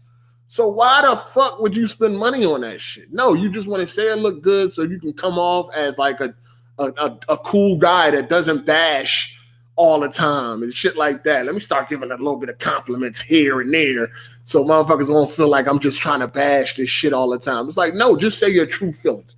What are your true feelings? Just say that.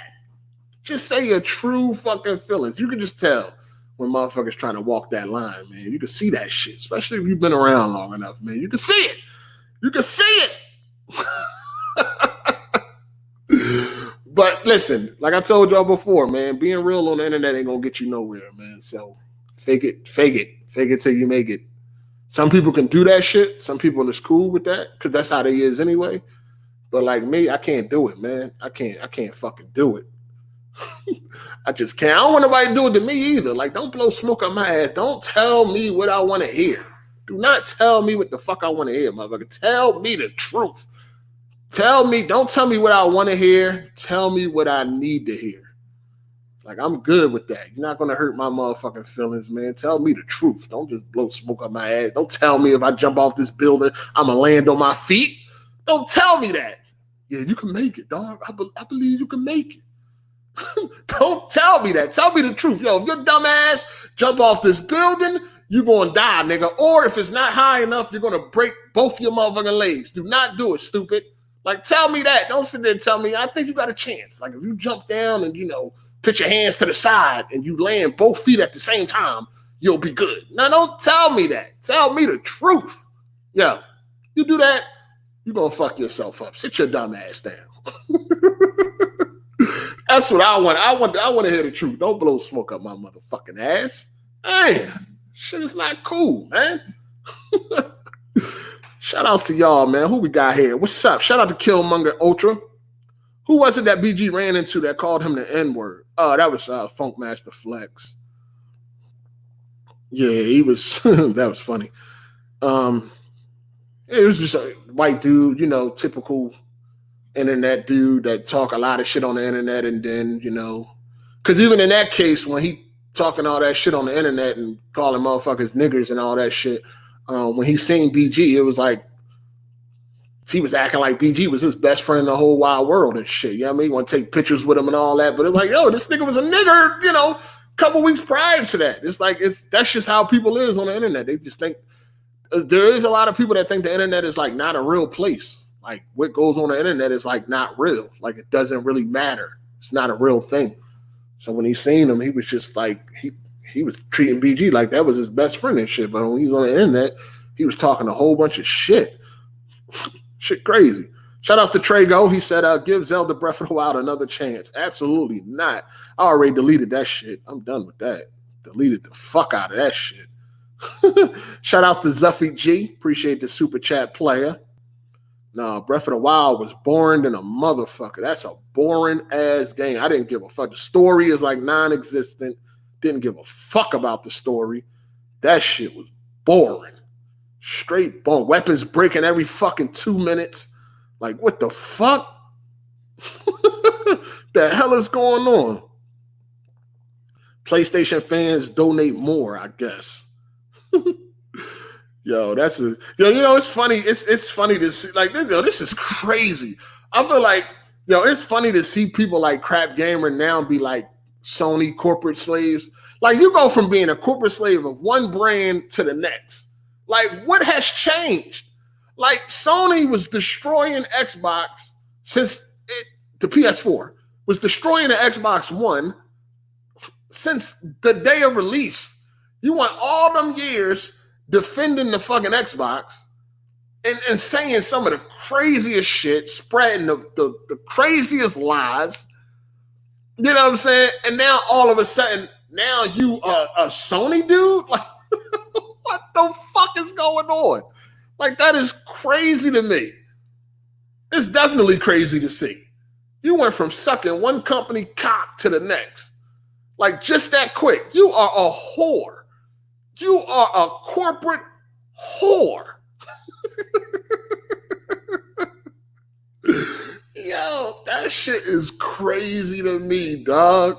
And it's funny because this is like, you really know, like, Sony is like a real big thing. Because even I seen a couple comments where it was like, people was like, they cool with Crap now. Like, he's okay now. Like, he's acceptable now. You know what I'm saying? Like, he ain't the same person that was reviewing games that he never played. Like, yo, that is a lifetime ban in this gaming community. That is life, sentenced to life of being a fuck nigga. You are sentenced to life. That will never change. Never. You got caught frauding at the highest degree. You were reviewing games you never played, reviewing games you never even owned. Now, as far as a madman goes, as a villain, as a fucking scumbag. That was brilliant. That's brilliant. Brilliant. How many views and shit he was getting off of them reviews? Brilliant. As a scumbag to go watch some fucking reviews or watch somebody play a game and then go make a review of your own. So he was able to cover everything. That nigga was covering reviews on Nintendo, Xbox, and Sony. Brilliant as a fucking scumbag.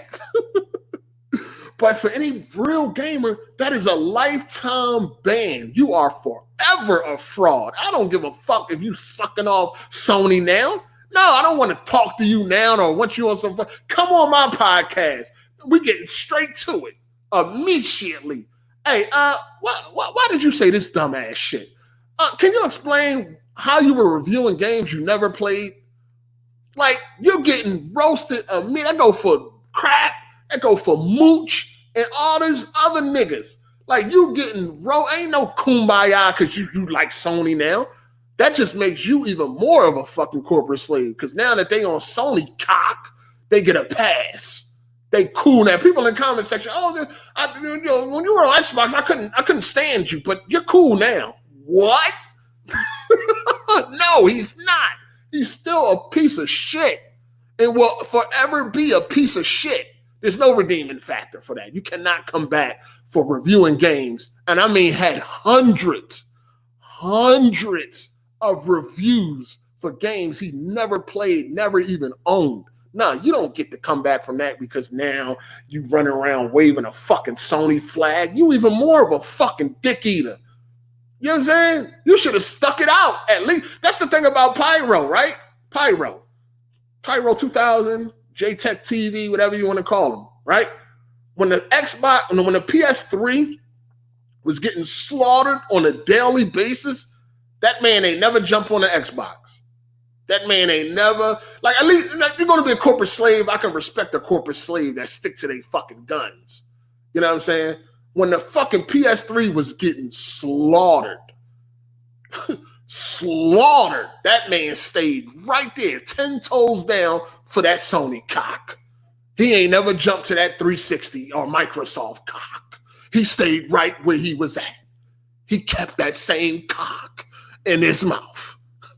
These niggas jumping ship because Xbox is so trash they couldn't take the criticism no more. They couldn't take the attacks no more. So they jumping ship. Now they dick eating Sony. Nah. Fuck that. That's right. You're even more of a dick sucker. You should have stayed where you should have rolled that Xbox. Like Kid Smooth. Kid Smooth is right. He going down with that shit. That shit that went down. He right at the bottom of the sea with that shit. Look at the bottom of the Xbox ship. Look at the Xbox ship at the bottom of the sea. Kid Smooth is still at the fucking helm. He's still there. At least he's still there. All the rest of these dudes, Mooch, fucking Crap, Zaire, all them niggas, they swimmed up to the surface and got on the Sony ship. Smooth is still down there at the helm trying to fucking steer that motherfucker, but it ain't going nowhere. Shit is fucking rubble. You know what I'm saying? I don't give a fuck. Fuck them niggas. It's still fuck Mooch, fuck Crap Gamer, and all the rest of the motherfuckers that was spreading all that bullshit, all them lies, all that shit they was doing. It's still fuck them niggas, man. Ain't nothing fucking changed because you on Sony cock now. Oh, you like Sony now? Oh, okay, you cool. You good. Nah, fam. Nah, especially Crap. He's the worst. He's the fucking worst. He's the worst. He can never come back from fucking having hundreds of reviews for games he's never played. Nah, it can never come back for that.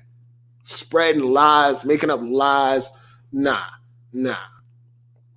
Absolutely not. Absolutely not. Shout out to Life and Time Podcast. What you think about Black Baron? He is the worst. Hey, he's another cox. I don't fuck with Black Baron. I don't like Black Baron at all. He's another fucking lame. Yeah, I don't fuck with none of them niggas, man.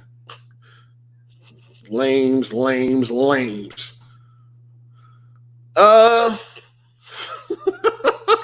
Screw the violent players saying that's a fact. That's a fact. Them dudes, nah. All them dudes that was Xbox dudes that's now trying to be PlayStation dudes, nah. Fuck that. Absolutely not. Absolutely not. I don't give a fuck. They are still them same cocksuckers they was in 2014, 13, 15, all that shit. The videos are still up. I used to be giving them niggas the business. Crap, mooch. They used to get the business telling lies. Do y'all remember some of them lies? Do y'all remember? Y'all remember when Mooch said the best version of Tomb Raider was going to be on Xbox? Do y'all remember that when he said the version with the best frame rate and the highest resolution and all that fly shit was going to be on Xbox? Do y'all remember some of this shit that these dudes was saying? These motherfuckers have been condemned, and that's where they will stay. I don't give a fuck if they like PlayStation now. They were saying some of the craziest shit. The videos are up. You can go to fucking Black Bond channel and see these fucking videos. You can go to my channel and see the videos of me crushing these dudes. These dudes was getting the business on a daily because of the dumb shit they were saying. Even Red Dragon. Remember when this motherfucker said, what the fuck he say? What the fuck was that crazy shit he said? I forgot. Something about it was going to have the power of 4 Titans or some shit. Like, oh my God, these bulls was great. It was going crazy. The cloud was going to have the power of 4 Titans and all that shit. These dudes was losing their fucking mind. And now y'all accepting them because they fuck with Sony now? Come on, man. Stop it. Stop it. Shout out to Undecided. What do you think about Review Tech versus Pat NES beef? Listen, I'm going to be real with you. I have no idea about this beef. I don't watch Review Tech. I'm not sub to them or none of that shit. I don't know nothing. It's a beef going on. Pat NES. I think I seen like a little bit on Twitter, but I didn't even go I guess you could say research or see what the videos was about. I don't know nothing about this beef. I didn't even really know what was going on. I think I seen a little bit on Twitter, but I ain't really pay it too much. Because what did he say? What did I seen Rich say? He said some dumbass shit. I can't remember what it was. But nah, what's going on? Nah. Review Tech hide. Listen, you're an automatic fraud if you hide trophies and achievements. If you hide your trophies and achievements, you're automatic fraud. I don't want to talk to you about games. I don't give a fuck what you got to say about games. I don't care about your gaming opinion or none of that. If you hide trophies and achievements, automatic fraud. Automatic. It ain't nothing you can say that's going to justify that. Nothing. Not a fucking single word that you can say going to justify that. You are an automatic fraud if you hide trophies and achievements. That's it. That's it. Automatic. Automatic. Dreamcast guy hides his trophies in automatic. Fraud. Automatic. If I watch anybody and I find out they hide trophies and achievements, I don't watch them no more. I don't want to hear what you got to say about games. I don't care about your gaming opinion. I don't care what you got to say. I don't give a fuck if that shit is entertaining. I don't want to hear it. As soon as I get that fraud alert, I'm done with you. I'm done. I ain't watching that shit. You hide trophies and achievements, there ain't no excuse to do that. There's no reason for you to hide people talking about my privacy. Fuck is you talking about? You a gamer with a gaming channel. The fuck you think them trophies and achievements are there for?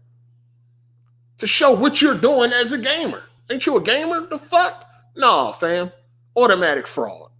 Automatic. I don't know why y'all listen to people that hides their trophies and achievements.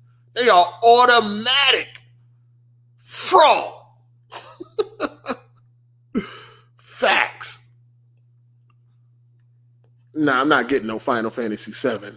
Definitely not. Why? Yeah, I know. Why is there? Why can you hide your trophies and achievements? Why do they even give you that option? It makes no sense. Shout out to Undecided. He said, basically, Review Tech criticized a Pat NES Punk video a year ago, and Pat been taking shots at him in every week since. Oh, okay. That's another thing about Review Tech. He tried to act like he like this nice, fair guy and all that shit. He really a piece of shit. And he's a drama queen too. He try to act like he not, but he's a piece of shit. I hate motherfuckers like that too. Like, if you're a piece of shit, just be that, motherfucker. Stop trying to act like you're not a piece of shit. Starting shit with people. I seen him starting some shit with DSP. Like, we know DSP is a fucking piece of shit too, right? But I seen Review Tech like try to start some shit with him and all that, like on some bullying shit. Like, kind of, it was like on some bullying shit. Like, yo, fall back, dog. Like, you're trying to start some shit. You're bored. You know what I mean? You're trying to create some content for your fucking channel. Like, sit the fuck down somewhere. You're trying to start. You're a piece of shit. You know what I'm saying? Just trying to start shit. Like, the fuck out of here. Hiding trophies and achievements. Hiding trophies and making up meeting developers. Yeah, these motherfuckers be like, y'all be thinking I'm bad. I don't go around starting shit with people and shit. I mean, I may keep it real and they may get an attitude about something I said, but I don't really be like trying to start shit with people so I can have some content to fucking create. Review Tech be doing that, dog. He be starting shit with people and then try to act like he the fucking victim and all that shit, or like he this nice guy. You know what I'm saying? I seen him start some shit with like DSP. Like, I seen him fuck with that dude.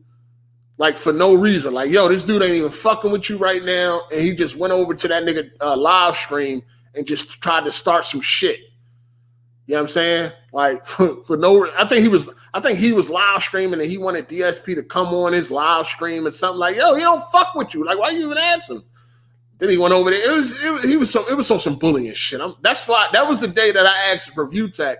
I'm like, yo, I see you starting shit with people. Like, you bored, like you need something to do. How about you go private your trophies and achievements? Can we see what those look like? Because we still don't know what those look like. How about you show that? Since you fucking bored and you want to start a motherfucking conversation, you know what I'm saying? Let's take a look at them trophies and achievements, and then we can start talking from there. You know what I'm saying? That you hide. You know what I mean? Since you want to fuck with people. I just hate people that's like that. Like this, like try to, because you know DSP is an easy target. You know what I'm saying? He do a lot of fuck shit. So he's an easy target, and Review Tech he knows that. So it's like, oh, I'm gonna go fuck with him and build some content for my fucking channel. I ain't got shit to talk about during this boring ass live stream because I don't play no fucking games. So I ain't got nothing else to fucking do. Let me go fuck with DSP. That'll give me something to do. Get your nut ass out of here. What your trophies and achievements look like, motherfucker? Exactly. You hide those. You don't want to talk about that since you so fucking bored. You know what I mean? Since you looking for something to do. He wanted DSP to come on his channel and clear things up and all this dumb. Clear up them trophies and achievements, nigga, and why they on private. Do that. Fuck is you worrying about somebody else for? That's the shit that cracks me up. Like, come on. That's why I had tweeted him and shit. He never responded to that shit either because he knew it was coming with that. He knew it was coming. You want to fuck with somebody? I got time. Let's go. Since you want to pick on motherfuckers, pick on me, nigga. I got time. What's up? What's up, them trophies and achievements? Shout outs to Name for the super chat. He said, remember to do Review Tech scam Big Cheese? Yeah, that shit haunted him for a long time. That shit haunted him for a long time over that nut shit he did. But yeah, you know what I'm saying? You want to fuck with people. He always saying some dumb shit. He's not, Review Tech is not a fair person. He goes with the crowd. Like he goes with whatever going to click view, anything that's going to give him some views, dog. Like he's saying shit like, oh, the PlayStation having a rocky launch or it's trouble and pray and Sony and don't nobody know shit. Don't nobody know nothing. Nobody knows nothing that's going on at Sony right now. You don't know a fucking thing. Oh, the PlayStation 5 is overheating. Dude, what the fuck it look like? How the fuck you know it's overheating? What do it look like? For you to even say that, yeah, I can see why it's overheating. What do it look like? How the fuck did, like, I swear I do not. I was on Twitter. I seen it was a tweet. The real reason why the PS4 Pro don't have a 4K Blu-ray player. How you know? You don't know the real reason. Sony ain't come out and explain that. So how the fuck you know? You sitting at home in the fucking basement some fucking where. How the fuck you know why Sony ain't got a 4K Blu-ray player in that shit? The real reason. I hate videos that say the real reason and they are not a part of what really happened. You know what I'm saying? The real reason Sony doesn't have Do you work at Sony? Are you a former employee? Were you directly connected to the development of the PS4 Pro? Because if you ain't, then how the fuck you know the real reason? How the fuck you know the real reason? I even seen a video, the real reason why Hard 8 ain't on Weapon Wheel no more. Who the fuck are you? How the fuck you know the real reason? I hate when I see these real reason videos. I hate that shit. I do not click on them motherfuckers. If I do click on them, I'm just going to give you a dislike and keep on moving. The real reason why something is something. Yo, what the fuck? You ain't got no connection to this shit. You don't know the real reason. Nobody knows the real reason. Nobody knows. Unless the company that's directly in tune with what's going on tell you. Unless Sony tells you themselves, then you don't fucking know the real reason. Shut the fuck up. You ain't doing nothing but assuming, speculating, clickbaiting, and all that shit. You don't know what's going on with Sony right now. Just because they haven't told you no information doesn't mean there's trouble in paradise and all this shit. You don't know shit. All you can do is sit back and wait. This is why I don't never get exposed for saying dumb shit. Because I don't say dumb shit. I don't need to predict nothing. I don't need to do nothing. You know what I do? I sit back and wait for an official announcement. That's what I do. All this shit going on right now, all these specs, this SSD shit, this fucking teraflop shit, I don't pay attention to none of that shit because I'm going to wait and see when we got facts. When the facts is out there, then we can talk. That's why I'm always giving these niggas the business because I work off of facts. Not speculation, assuming, guessing, none of that shit. I work off of what I just seen a couple days ago. GTA 6 is going to be broken up and it's going to be releasing pieces, piece by piece and all this dumb shit. I ain't paying attention to none of that. I ain't paying attention to none of that. I'm going to wait and see what Rockstar say. I'm not going to get bent out of shape. I'm not going to get out of pocket or none of that shit. I'm going to wait and to see what Rockstar say. And I'm going to wait until the game is released and go from there.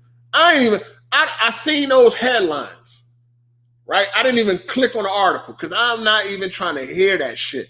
You don't know what the fuck is going on with GTA 6. No, absolutely nothing. You know nothing.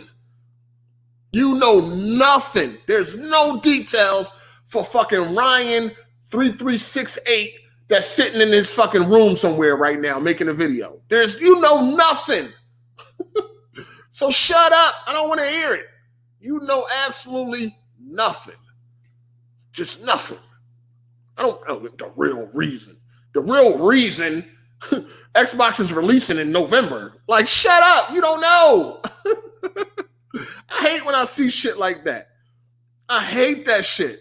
The real reason. Shut up. Any video that start off with the real reason, I ain't clicking on that. The real reason. The real reason Avengers Endgame was 3 hours long. Shut up. I'm not paying attention to none of that. Facts.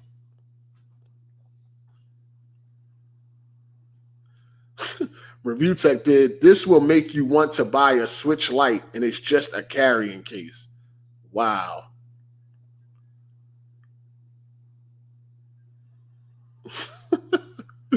Oh yeah, that doom and gloom video. Yeah, I definitely remember that, Roman. That was funny as hell. Motherfuckers, it's a lot of, listen, man, it's a lot of frauds on this internet shit, dog. They are frauds. They are lying. They have no developer connections or none of that shit. They don't know a fucking thing. They use rumor as a scapegoat. Oh, I heard a rumor. Or this is a rumor. Rumor. They don't know a fucking thing. It's all clickbait. It's all clickbait. Just like that dude D-Batch talking about, I heard a rumor that The Last of Us 2 was being canceled for the PS4 and it's now releasing on the PS5. What? I mean, he know that shit is stupid. That's why he put rumor. Rumor is you put the word rumor so you can protect yourself. When that fucking bullshit comes out to not be true, when that stupid fucking statement comes out to not be true, you can say, well, I said it was a rumor. I never said it was factual. I said it was a rumor. No, you put that out there. Hopefully a couple of websites will pick that up. Or hopefully this shit will go viral and you'll get a whole bunch of attention over this dumb ass statement. The Last of Us 2 got canceled for PS4. What? What sense would that make? What sense would that make? And the crazy thing is, when you look at this shit on Twitter, you see people liking these tweets. Like, what made you like that tweet? You got to be an Xbox dude. What made you like that tweet? You really believe that? Do that make any sense? It makes no sense whatsoever. But people put rumor so they can protect themselves. So when that bullshit turns out to not be true, they feel like the rumor guard is up. So I can't get roasted. I said rumor. I said I heard a rumor. You didn't hear shit. You made that shit up yourself. You made it up yourself. You put rumor in there to try to protect yourself. Bullshit. This is what they do. This is what they do. It's crazy. It's fucking crazy.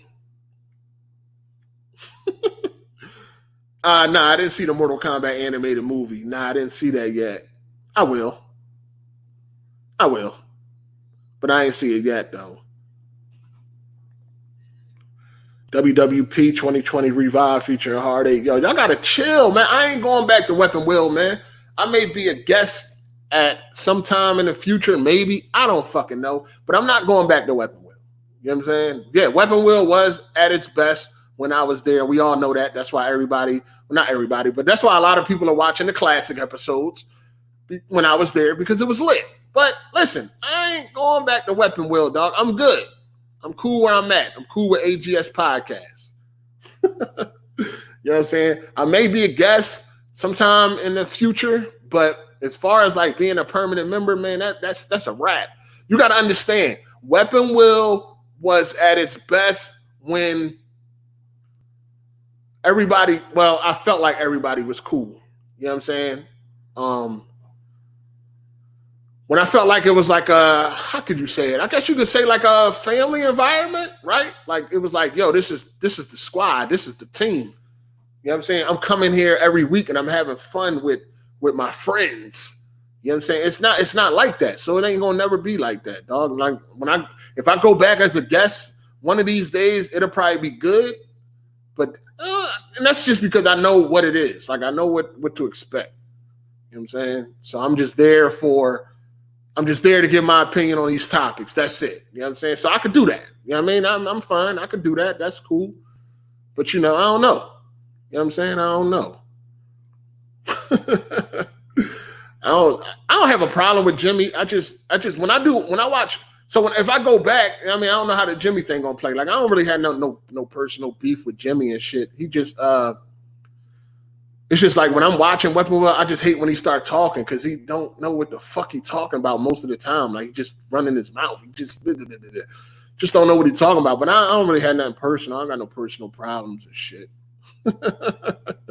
He just doesn't add nothing to the podcast. He's a waste of fucking space. So it is what it is. He been a waste. He was a waste when I was there. But, I had to be nice. I had to be nice. But I don't have no personal problem with him. He's just a corny. Listen, it's my opinion. He's a corny member. Like, he doesn't bring nothing to the table as a member. That ain't got to be no beef. That's just my opinion. He might think I don't bring nothing to the table as a member. That's fine. Or there's a lot of people that might think that. That's cool. You ain't got to like every fucking thing. As a member, he's a waste of space. You know what I'm saying? So, I think he'd do better in his own videos with the ride with Jimmy. I think he does those videos better than the podcast and shit. So it is what it is. But I may go back I don't know. I may go back in the future. I don't know. I don't know if they don't want them problems. One thing I noticed about Weapon Wheel since I've been going and I've been watching, because at first, I've been watching since me and BG, kind of buried the hatchet, I guess you could say. I don't know. We ain't had no conversation, so I guess it ain't all the way buried. But for the most part, I guess we on speaking terms and shit like that. So I've been checking it out. a little bit. But when I notice about Weapon Wheel, since I ain't there no more, is a lot of niggas be saying some dumbass shit on that fucking podcast, and nobody calls them out. Like, no, you can say some dumbass shit and get away with it. It just wasn't something you can do when I was there, because I wasn't letting you get away with saying dumbass shit. You know what I'm saying? It's like now, like, you can say some, like, even PG. It was one episode where they were talking about, I think CD Projekt Red or whatever. They came out with that new refund policy. That refund policy they got right now, like, you could play the game, you could play the game in its entirety and get a refund. You know what I'm saying? Like, it's a crazy refund policy that works in 100% our favor. And BG had a problem with that. Like, he tried to downplay that, or like he tried to talk down on that. And Bond, like, kind of corrected him on that, but he kind of went like real soft, like easy on him. And I'm like, yo, if I was there, I would have roasted the boots off of that nigga for saying that. Like, how could you have anything to say about something that works 100% in your favor? 100%. That refund policy is amazing. How can you as a consumer have anything negative to say about that refund policy? Anything. I'm sitting there listening to it. I had to really click off. I'm like, I can't believe nobody said nothing. Bond attempted to say something, but he ain't get at him like he should have for saying that dumb shit. Jimmy said nothing. Jack said nothing. Smooth said nothing. And the other 15 guests that was on that motherfucker ain't say nothing. Nobody. Bond was the only one to speak up about that shit. And he even took it easy. I was like, what? How is y'all letting this nigga say this? And ain't nobody saying nothing. What the fuck is going on? Like, Jesus. Yo, that refund policy works 100% in your favor as a consumer. There is nothing you can say bad about that as a consumer. Nothing. I see if this nigga worked at CD Projekt Red or GOG or whatever like that, then it'd have been different. But as a consumer, there was nothing you can say bad about that. And he had the nerve to fix his lips to say something bad about that. And nobody said nothing but Bond. And even he took it easy. I was like, why? It was 50 people in that motherfucker. 50 people in that podcast. Nobody checked this nigga on that fucking shit he was saying. I was like, wow.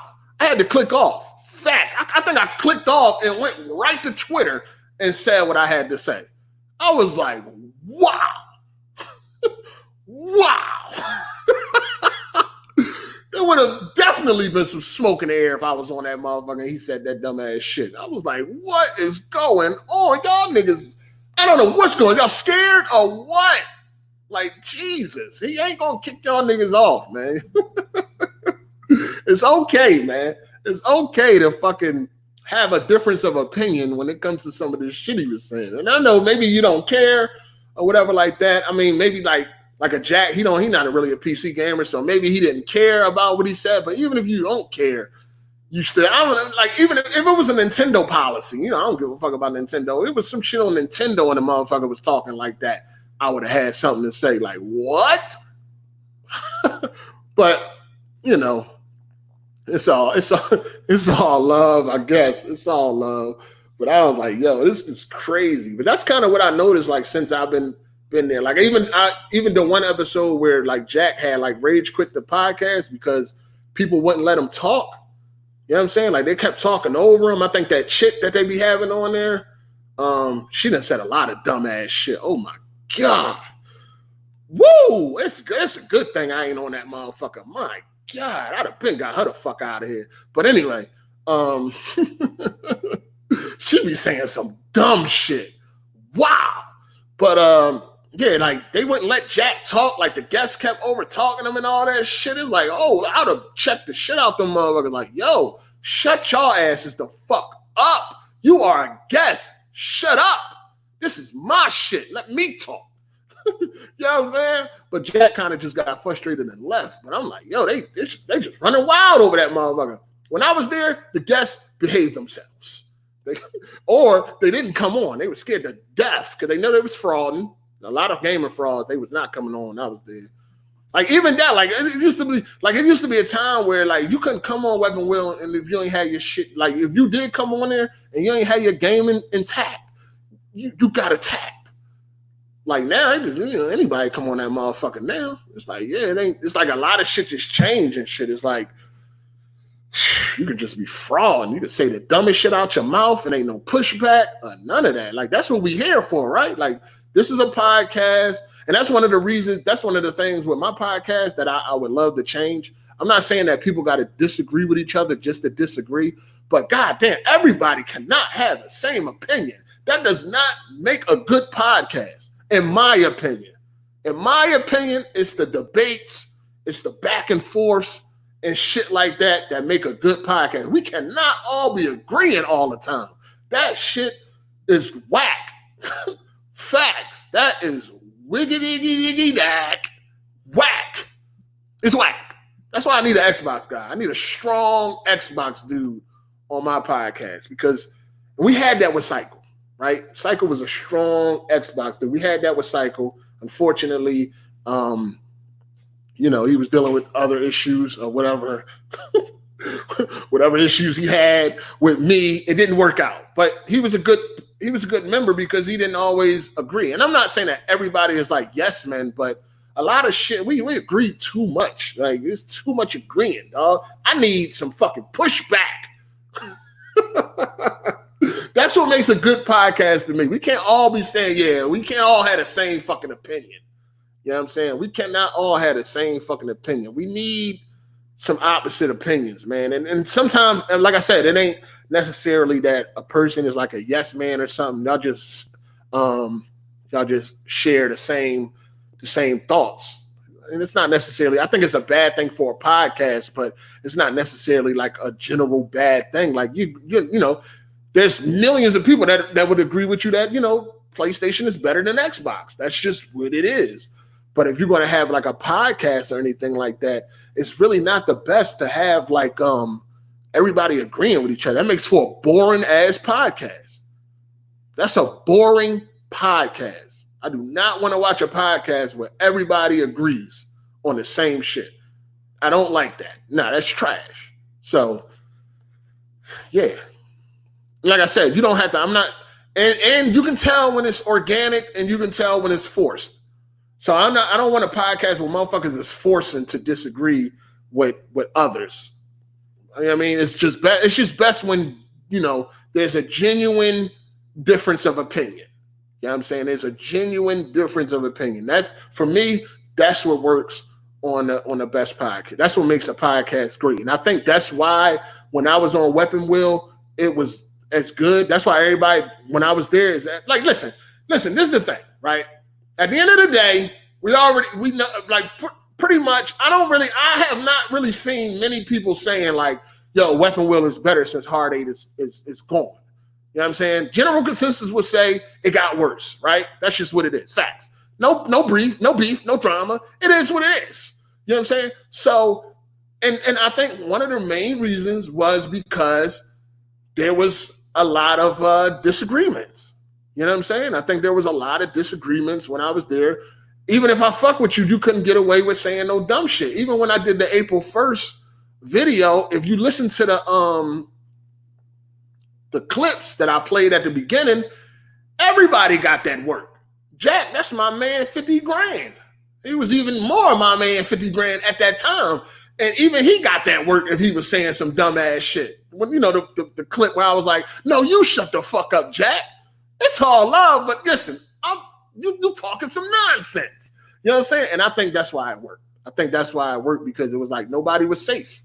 You know what I'm saying? Nobody was safe. Not for me anyway. But it's like it's nothing malicious or anything like that. That's what we're here for. It's a podcast.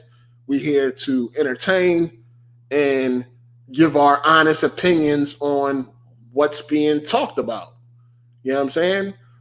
And I'm not here to worry about it's facts over feelings. You know what I'm saying? Facts over feelings and shit like that. So that's what it was. That's why it was fun. It was competitive, shit like that. Motherfuckers was going at it. It was fucking fun. Shit got heated. That's another thing, right? anytime you got a group of niggas getting together and we talking about shit and we got difference of opinions, you know conversations are going to get heated, right? Shit will get heated. That's why I was never really bothered by that shit. That's why I never really had a thought of like, oh, this nigga said he gonna blow off his kneecaps. I think we need to get rid of him. Or, oh, this nigga was talking about his wife or anything like that. Oh, we need to get rid of him. Like, yo, that shit is gonna happen. Arguments are going to ensue when you got a bunch of dudes together that disagree. Sometimes the shit will get heated. It's not really that big of a deal. And I grew up fighting niggas that I grew up with. I done got in shootouts with niggas I grew up with over arguments of some dumb shit. Sports, rap, you know what I mean? Sneakers, dumb shit. Dumb shit. I remember I got into a fight. This one I had braces too, right? I had braces and I was arguing with my homie about a bike. Funny thing is, we sitting there arguing about a bike, and I knew I was about to punch him in the face. Like, I'm about to punch this nigga in the face, but he got me first. Punch me in my motherfucking mouth, bust my shit all up. I had braces, so you know when you get punched in the mouth with braces, bust my shit all up. You know what I'm saying? We out there fighting like a motherfucker. I was going to punch him in the face first, but he got me. I was just about to do it, too. I was just about to bust him in his shit, but he got me first. We laugh about the shit. We was fighting like cats and dogs out that motherfucker. The next day, we running around playing again. That shit is going to happen.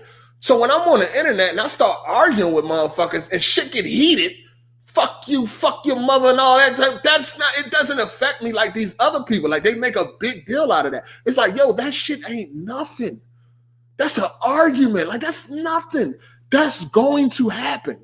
You're going to get in arguments with people when y'all are having a difference of opinions. Sometimes that shit will get heated. It will. That's why I had a problem the first time when me and Jack was arguing and BG was like muting us. It's like, what are you doing that for? We grown men. Let us have at it. Let us get the shit off our chest. But I realized I grew up different. I grew up different from others. You know what I'm saying? What's major to others ain't major to me. A couple of name calling. I don't give a fuck about that. You know what I'm saying? Some name call. That ain't nothing. I done been through way more shit with people I was cool with, and we still cool to this day. We was cool the next day. Nigga bust my shit all up. We rumbling like a mother. He got me that day. And we still was cool the next day. My shit still wasn't even healed yet. And we laughing and joking back like we always do. It's nothing. But, you know, they make a big deal out of this shit. Like, yo, what the fuck? That shit ain't nothing, man. We had a little argument. Fuck out of here. Shit, it's nothing. But, you know, I'm different. I grew up different from others, man. So it's like these motherfuckers be telling, like, I had people like, yo, how can you talk to Jack Move again after he said he was going to leave a doggy door in your head and all that? How could you be cool with Jack after he doxed you and all that? And I'm like, yo, really, that's small to me. You know what I'm saying? Like I said, I wasn't really here from the beginning of the internet. So doxing is not like really major to me.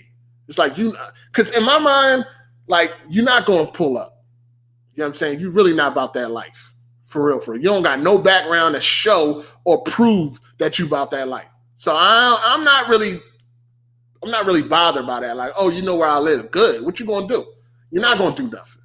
You know what I'm saying? Yeah, go look where I live on Google. It's nice, ain't it? Nice neighborhood, right? Yeah. You ain't gonna do nothing. So I'm not really pressed over that type. Like, that's small shit to me. That's small. You know where I live. All right, cool. What you gonna do? You gonna pull up? No. No, you're not. So I don't really care. And even if you did pull up, that's at your own risk. You know what I'm saying? That's at your own risk. That's really nothing to me. That's because I come from that background. I come from being out in the streets, fighting, shooting, stabbing, all that shit. I was locked. I was upstate. You know what I'm saying? On some bullshit. You know what I'm saying? So it's not, this internet shit is small to me. That's why I can get over shit. I don't really got to hold no real grudge or nothing like that over this shit, especially if it's somebody I was cool with. Like, it ain't nothing. How can you talk to Jack after what he did, what he said? That shit ain't nothing to me. I'm like, my feelings ain't hurt at all. We could do it. We could go back and forth. We could roast each other. We could do all that shit. We could make videos back and forth. You know what I'm saying? Is this how we handle it on the internet? Then it's how we handle it on the internet. Get over it. It's like, yo, I'm over that shit. I don't hold no grudges over this small shit. That's just me though. So it's like, that's another thing why like I be having a problem. Like when I watch, like sometimes I try to watch Press Start and I hate when arguments get heated and like Kofi always trying to shut people up. It's like, yo, let these motherfuckers talk. Like it's okay. You know what I'm saying? This is what people want to see anyway, right? They want to see pushback. They want to see arguments. They want to see debates and all that shit. Let these grown men go at it for a while. Like he be always like, I just seen a clip somebody put up and I'm like, yo, why the fuck is Kofi trying to stop these niggas from talking? Let that nigga speak his mind. He grown. Like, let that nigga talk. I hate when motherfuckers like, yo, chill. Nah, fuck that. I still got something to say. I still got something to fucking say. And if it's funny, I'ma laugh. I don't give a fuck. I'ma laugh. Yo, you shouldn't be laughing at that. Like when fucking Pyro and Jack Move was going back and forth, that shit was hilarious. Hilarious. Both of them was saying some funny shit. Jack had me cracking the fuck up, and Pyro had me cracking the fuck up. That shit was funny as hell, but I'm not looking at it like other people look at it. Like it's not that big of a deal. Like, you know, he got his shit off. He got his shit off. It's not really that big of a deal. Laugh about it and keep it moving. Like motherfuckers take that shit like personal. And it's funny because motherfuckers have the nerve to say I'm sensitive about some shit. I'm like, what? I'm the furthest from that. I just don't play with people I don't fuck with. That's it. I ain't got nothing to do with being sensitive. I don't fuck with you. I don't play with you like that. Point blank. You dig? But yeah, it's like, yo, it's like it's nothing. So when people had these arguments and shit, that's why when it came to the whole weapon wheel shit with like Kids Move, you know, this is why when it came to like me getting kicked out of weapon wheel, you already knew it was deeper than that shit. You know what I'm saying? Like, what the fuck do me and Kid Smooth got to do with weapon wheel? Like, as far as our argument, what did our back and forth had nothing to do with weapon wheel. It wasn't even on a Sunday or Saturday. Like, this shit had nothing to do with weapon wheel. How do I get kicked off of something that has nothing to do with that? You know what I'm saying? So that's why I was like, yo, it's deeper than that. Like, it's something else going on here. It ain't got nothing to do with no motherfucking. Then me and Smooth had patched that shit up like the next day or like a day later. Like within 2 days, that shit was already patched up and put away. Like I already talked to him. I talked to his wife. All that shit was cool. You know what I'm saying? And the motherfucker wasn't like, all right, y'all good now. So what's up? You know, is the squad back together? No, it was none of that because obviously something else was going on. And, you know, I talked about all that. Ain't no need to go into all that. We know what's up. And I still believe that. And I still stick by what the fuck I said. You know what I'm saying? Ain't nothing changed. Just one thing though, like one thing did change. You know what I'm saying? So since I've been like talking back with BG, I did find out one thing, and it kind of put a lot of things into perspective, right?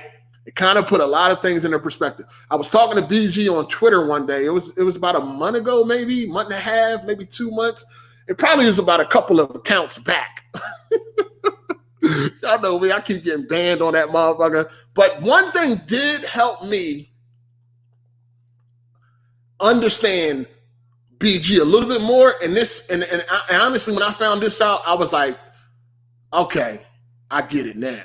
And I can't say I was like mad at him or like I was like mad at him, but I just kind of understood. When I found out that BG had no childhood friends, I started to. That put a lot into perspective for me. We was talking on Twitter or some shit, and he basically he don't have no childhood friends, none. Like I thought I was like, wow, like because it's a couple of things you can get out of that, right? You ain't got no childhood friends, none, not one. What the fuck is wrong with you? So listen, it's either you don't have no childhood friends, you 30 plus 30 years old, 20 years, whatever. You ain't got no friends from your childhood. To me, something is wrong, right?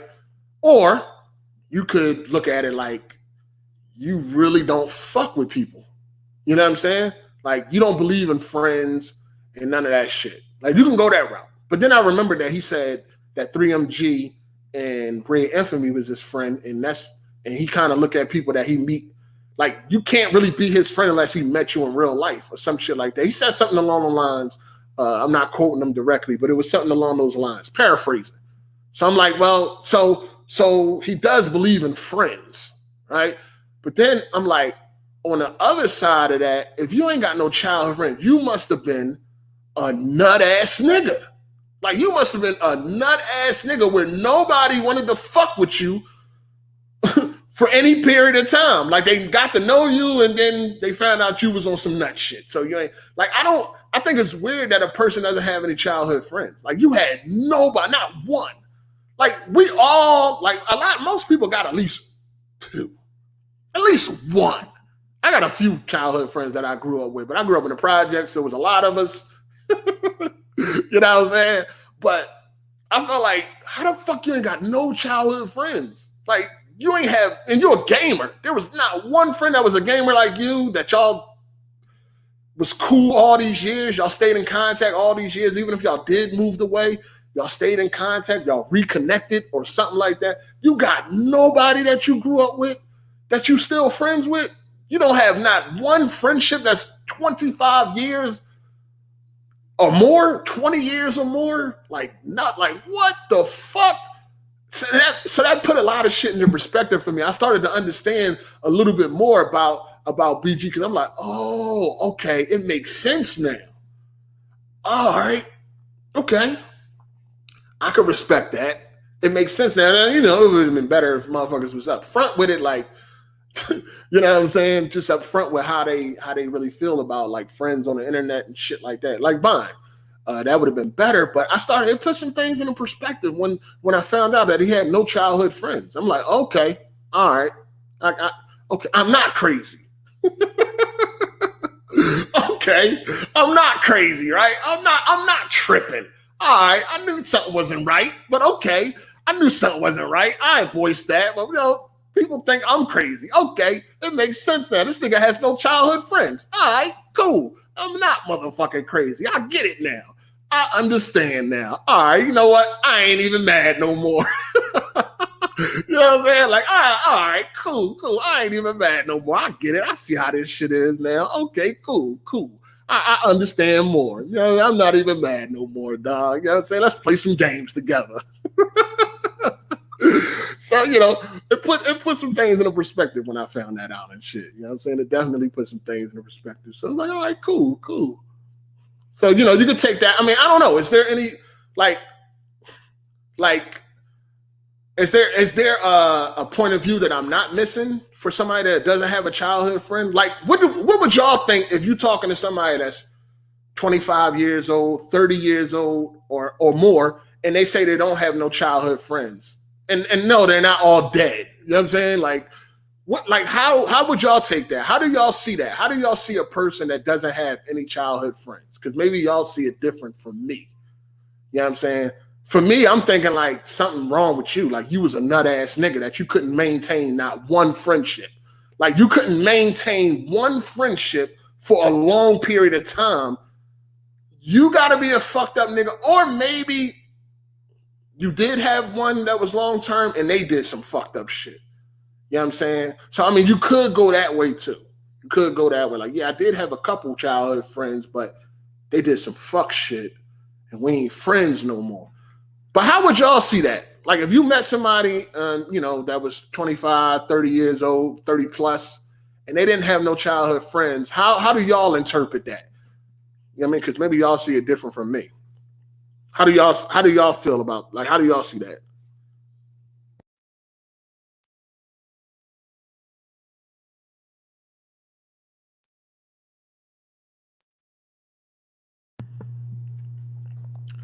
Depends. Some people probably don't keep in contact like that. But how would you not keep in contact if this is your friend? How do you not keep in contact with your friend though? Like I'm still in, like, who am I not? Only contact, like real talk. Only childhood friends that I'm not in contact with is the ones that's dead. Like that's it. All my friends that I grew up with, they on my Instagram, they on my Facebook. They don't do all this internet shit. They don't do all this YouTube shit, so they not like really here. But they on my Facebook, they on my Instagram, or they in my phone. I can call them right now. Like, and I'm talking about motherfuckers I've been friends with 25, 30 years. Like, we was fucking in elementary school together. You know what I'm saying? Like, motherfuckers I knew before I hit puberty. Motherfuckers I knew when I was still a virgin and shit. Like, I have friends from my childhood. Like, I had childhood friends, but we all eventually grew apart once we became adults. Okay. I don't know somebody like that, but it just took them mad time to get over it. I know somebody like that, but it just took them mad time to get over it.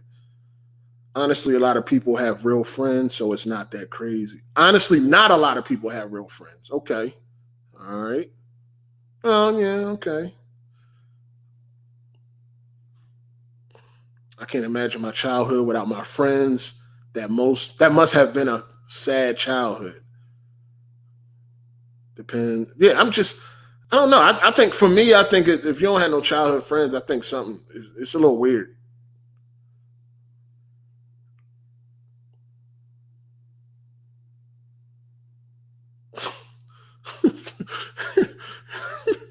You say you got an internet addiction. That motherfucker's crazy.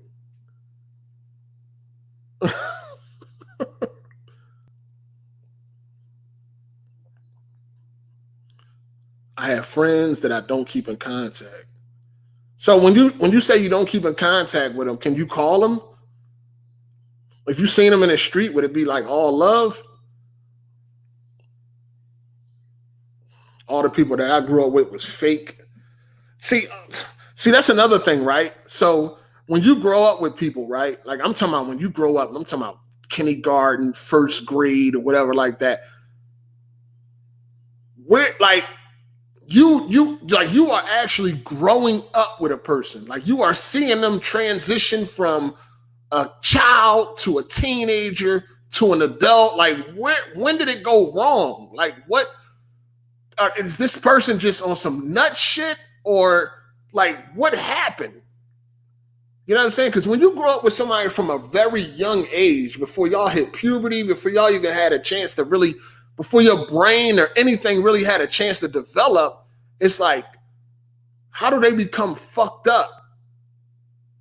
You know what I'm saying? Like you should know, you probably know that person the best.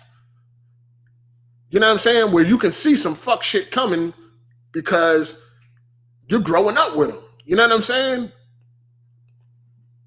That's wild.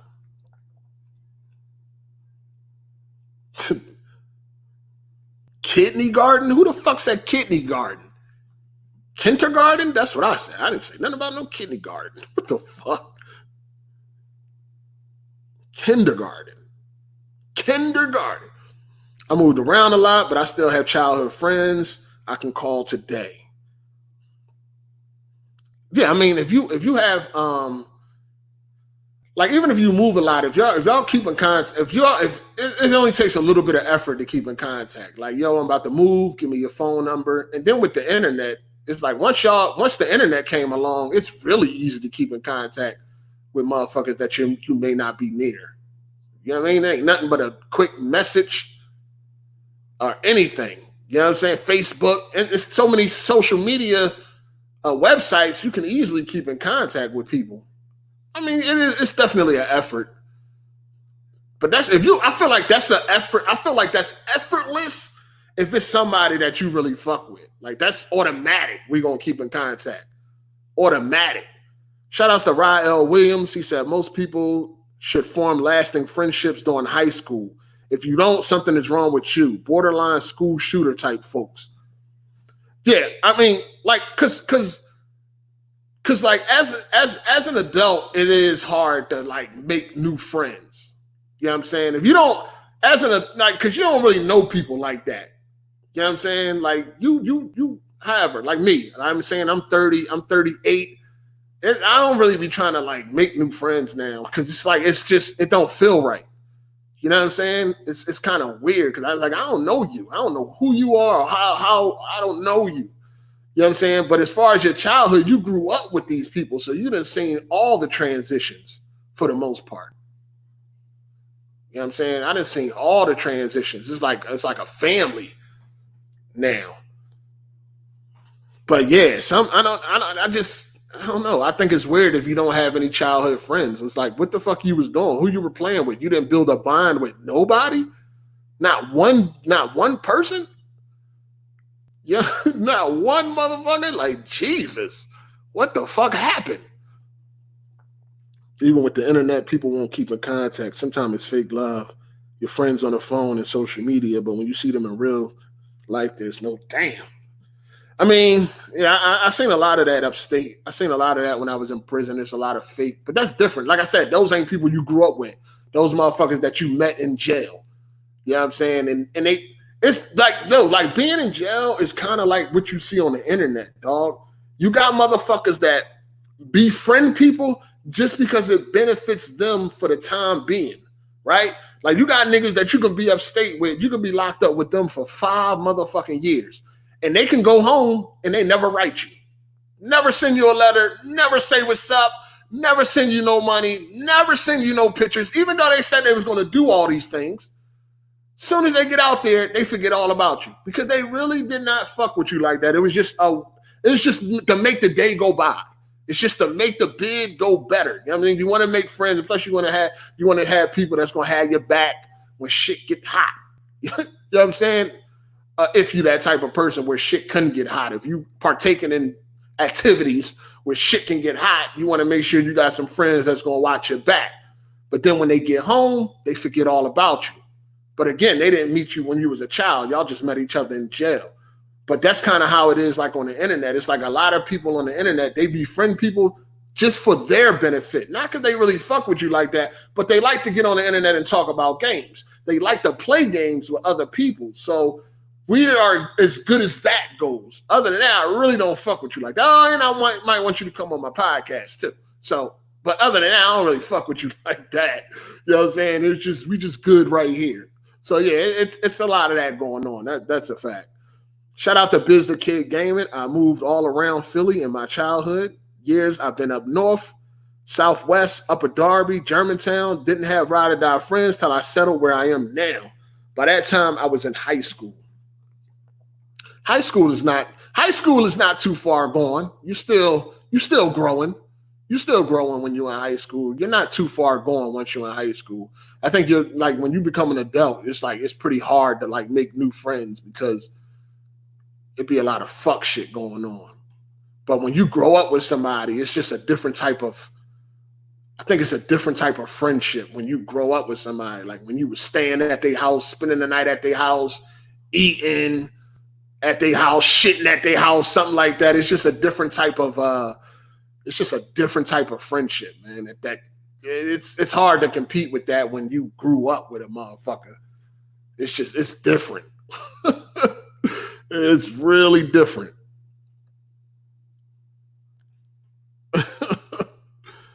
Some people that is married, done with friends. Okay, facts. Dudes do to being in the same environment, and then after that, you're forgotten. Yeah, like I said, when you was upstate, motherfuckers, you know, people was but they just looking for somebody to talk to. They looking for something to do. Whatever they can do to make the time go by faster, you know what I mean? They'll do. They'll play cards with you and play spades, play Monopoly, play whatever, play ball. You know what I'm saying? Play go to chow with you, walk the track with you, all that fly shit. But it's really just to make their time easier. Because as soon as they leave, they forget all about you. Now, you got some niggas that do keep it real. Even when they left, they make sure they send you some pictures, send you a couple dollars and all that shit. But majority, they really like, they forget all about you. Like, they gone. I'm out. I don't know what. I'm out. So it's the same way on the internet, though. It's definitely the same way. Hold on, what the fuck?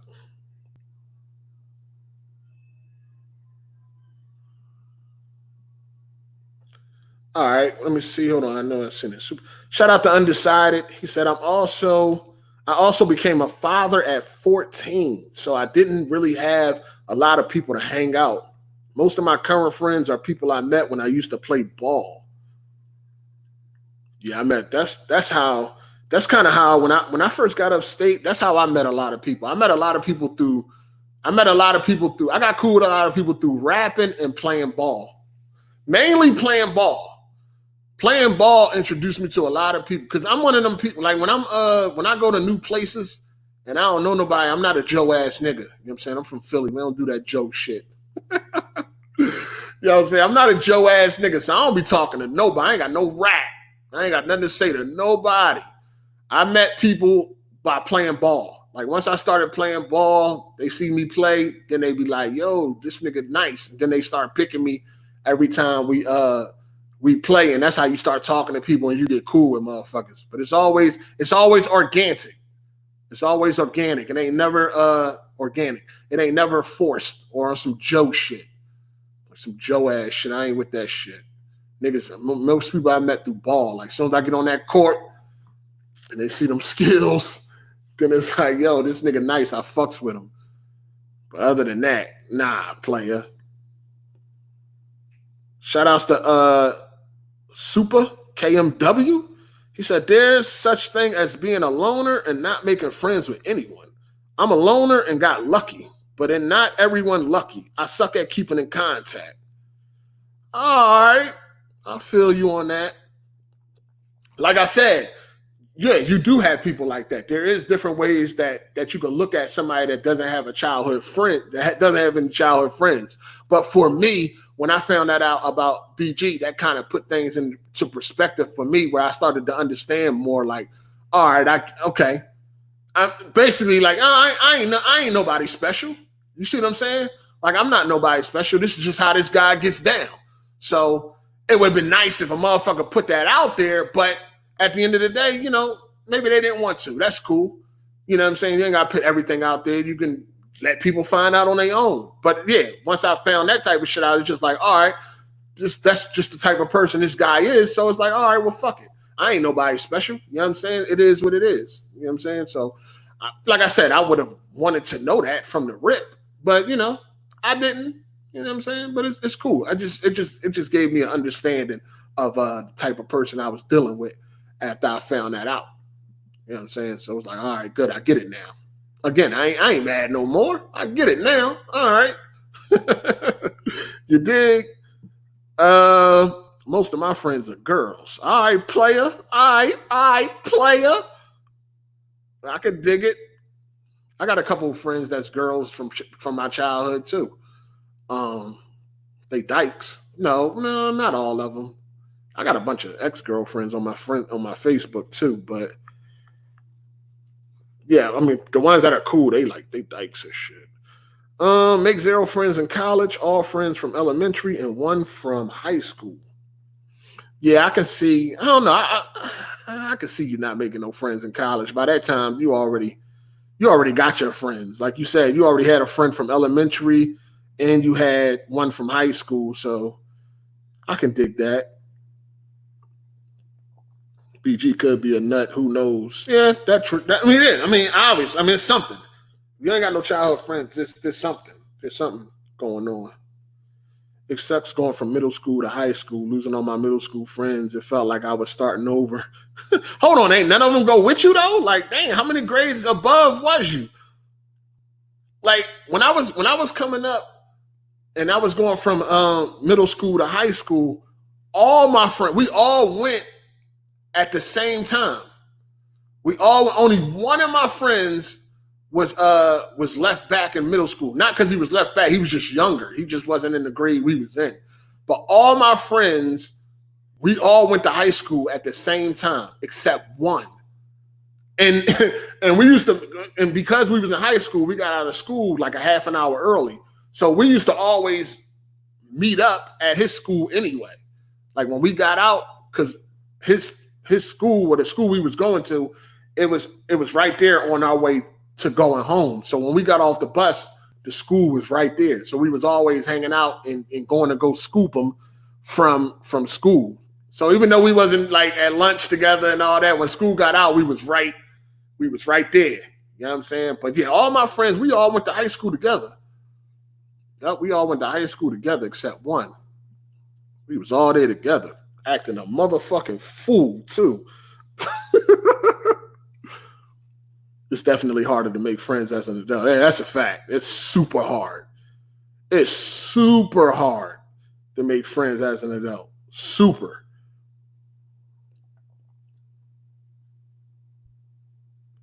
When we went from high school to middle, a lot of us were split up because of redistricting. Oh, okay.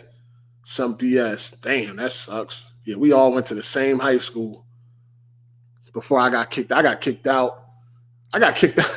Yo, when I first went to high school, like 9th grade, when I first went to high school, I got kicked out. Like what school started in September, I was kicked out by October.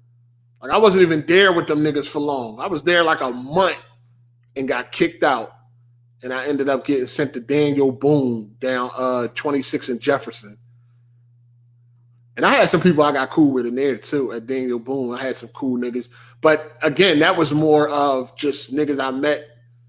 They was just friends in school. Because once I left that school, I ain't never talked to them niggas again.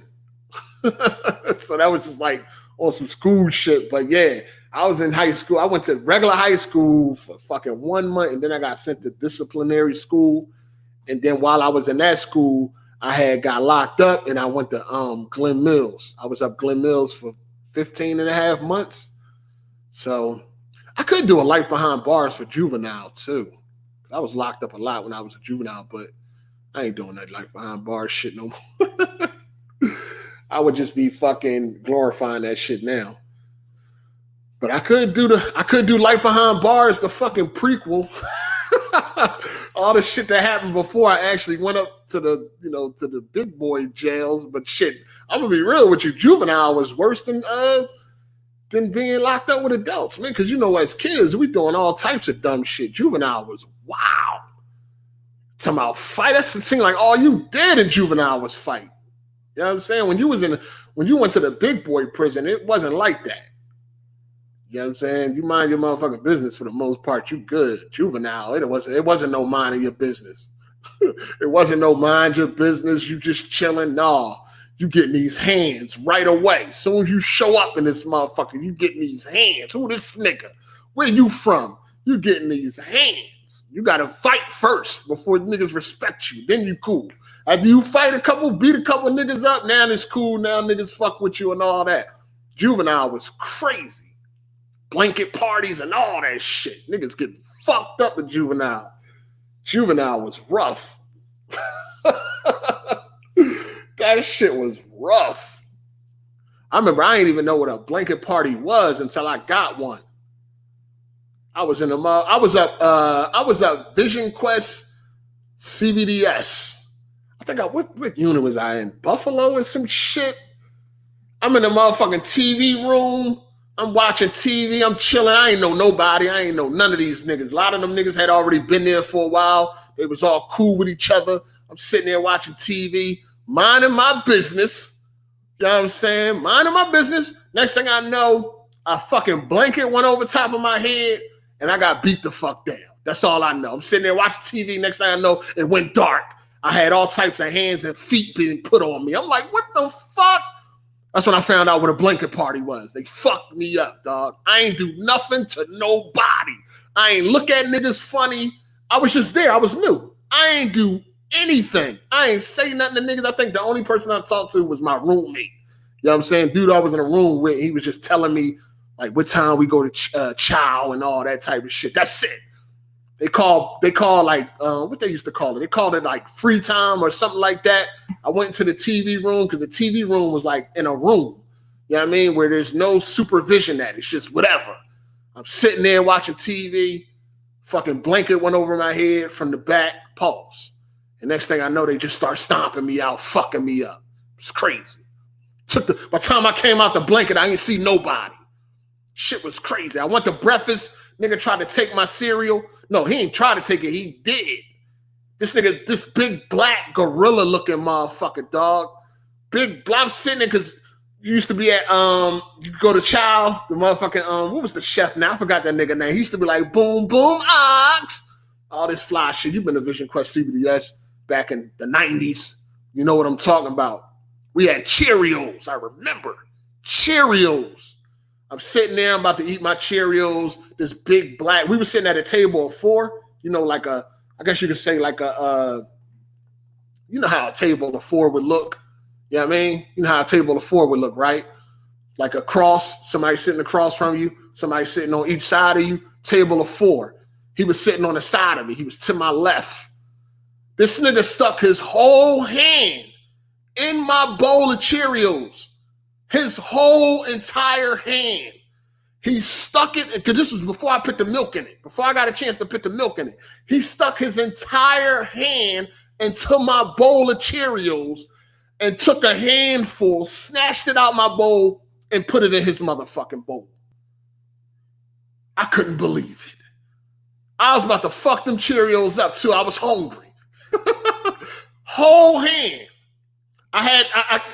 There was only one thing I could do. I had no other choice but to punch this big nigga in his fucking face, dog. The punch with the, like, after I came back, like, after he dug his hand in my motherfucking bowl and took my Cheerios, and I'm sitting there in, like, shock. After I gathered myself, I punched him in his motherfucking mouth, and I fucked him up, too. That nigga was out in the hallway crying. Matter of fact, one of his boys tried to jump me, too, because when I was fucking him up, because he was a big dude, but he couldn't fight. You know, a lot of big dudes can't fight. They get away on life by being big, so a lot of people are scared of them, and they never really been tested. You know what I mean? Like, if you grew up in the hood, you know what I'm talking about. Big niggas, most of the time, they don't know how to fight because they haven't had a lot of experience. Most people are scared of them, so they can do what they want. So they're never put to the test, or they never learn how to fight because they really don't have to fight a lot because most niggas just bow down. You know what I'm saying? So this big nigga did not know how to fight. You know what I'm saying? So when I punched him in his shit for taking my fucking Cheerios and I started beating him the fuck up because I started to tee off on him, he had a homie that tried to come up behind me and jump me, but he was a little dude. I didn't even feel like little nigga. What the fuck? But yeah, nigga took my chair. After that, I was cool. After that, like, niggas started fucking with me. After I beat him the fuck up, because he was like the biggest nigga on the bike. He was a big gorilla, ugly, funny looking motherfucker, dog.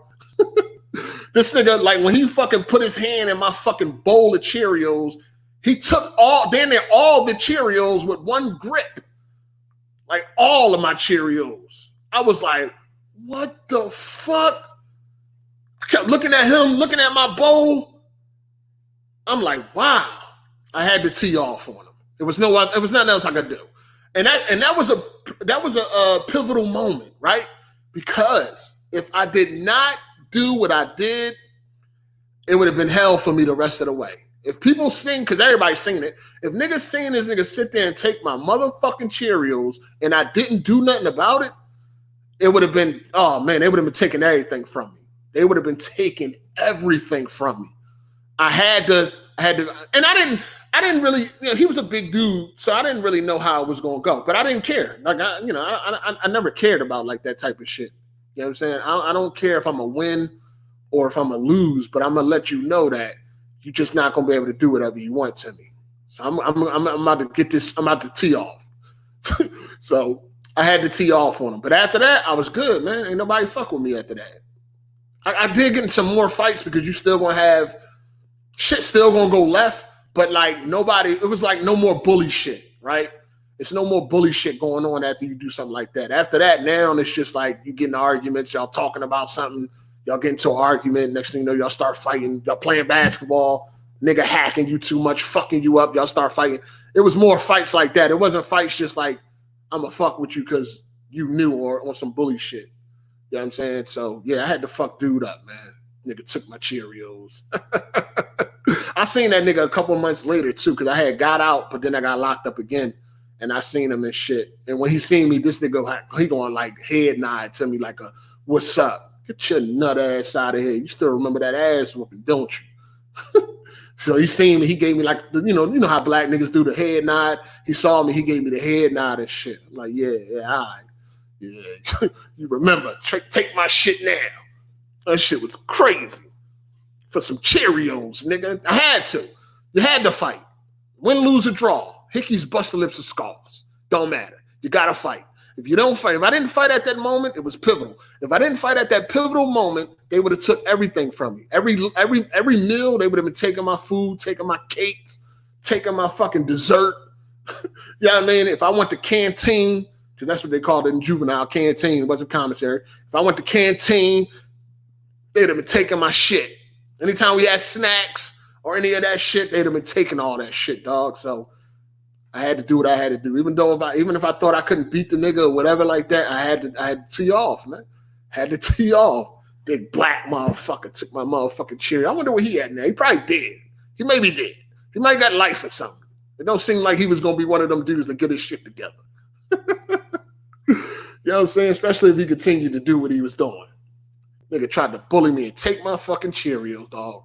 Facts, true motherfucking story, dog. and that joint at Vision Quest, when you fought somebody, y'all had to stand in a circle with like y'all hands on each other's shoulders. So you know how like a wrestler when they lock up, yeah, you had to stand like that, but like straight up and shit. You had to stand like that for like an hour. You know what I'm saying? Like that was like your punishment. And anytime you got into a fight and they caught it, you had to stand like that with my hand, like our hands on each other's shoulders and shit on some corny shit. Yo, that shit was crazy, dog. God damn. I know he was part of that blanket party they gave me too. I know he was part of that. He was part of that shit. Shit was crazy.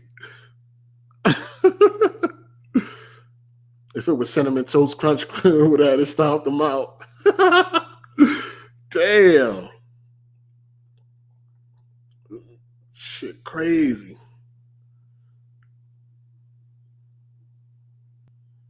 Yeah, I was good, man. I was good after that. Oh, I lost a couple fights, man. I lost shit. The fight with my homie I told y'all about when he bust my shit. I lost that fight. I lost another fight over Pac-Man. Fucking Pac-Man. I remember we was in my crib, we was in my house. It was me, like my brother, and like two of my homies and shit. We was playing Miss Pac-Man on Genesis. I don't know what, like, because I'm quite sure there's a bunch of Pac-Mans, right? I know it was Miss Pac-Man. I know we was all playing that shit. I know it was co-op. It was like co-op. So it was like two people can play at the same time. I remember it can go real fast, like the farther you got. I remember it was banging. It was like this. I don't know if it was like normal Miss Pac-Man, but it was Miss Pac-Man and it was co-op. And we was in there arguing over over who was gonna play next or some shit like that. And of course I'm trying to flex because it's my fucking house. The fuck, this is my Genesis. It's my way. But that didn't go well for me and shit. We started arguing. My brother was like, y'all need to go out there and fight. And I wasn't really trying to fight him because I knew he was older. He was a little older and shit. You know what I'm saying? Matter of fact, I think I told y'all when I got tired of asking my mom for shit and I went out and asked my homie for some drugs. It was him. You know what I'm saying? It was him and shit. But he was older. And I knew he was going to fuck me up, man. So I wasn't really trying to fight. But my brother physically carried me outside to fight this nigga over Miss Pac-Man. He fucked me up. I don't even think I got a hit in. All I know is my face was lumped the fuck up. That's all I remember. He was older than me, dog. He was like fucking 3 years older than me, man. I was like fucking 11 or some shit like that. 12. This nigga was like 14, 15. And he was taller. He had longer reach because I couldn't even get in. I just remember he was tagging the shit out of me. I couldn't get in. You know what I mean? He had long reach. He fucked me up, dog. My face was bumping, but it wasn't a party. I had all types of speed bumps on my motherfucking face, dog. I don't even think I got a hit. I didn't get one hit. That nigga just stood back and fucking he used his reach to his advantage. That's all I know. Lump my shit the fuck up. That's what I got out of that. I got my speed bumps. Nigga, my shit was sitting on dubs. Fuck me up for that. Over Miss Pac-Man on Genesis. Yeah, Miss fucking Pac-Man. I think I was like 11. He was like 14, 15, something like that. We was different generations. We were definitely different generations. But he fucked me up. I lost badly. Shit, after a while, I didn't even want to fight no more. I'm like, what am I here for? What am I doing? I'm not even getting. I couldn't get in because every time I tried to get in, he just would back up, and he had that reach. He was just tagging the shit out of me every time I tried to like move in. It wasn't happening. And he was fast too. Like he was fast. I couldn't even block that shit, yo.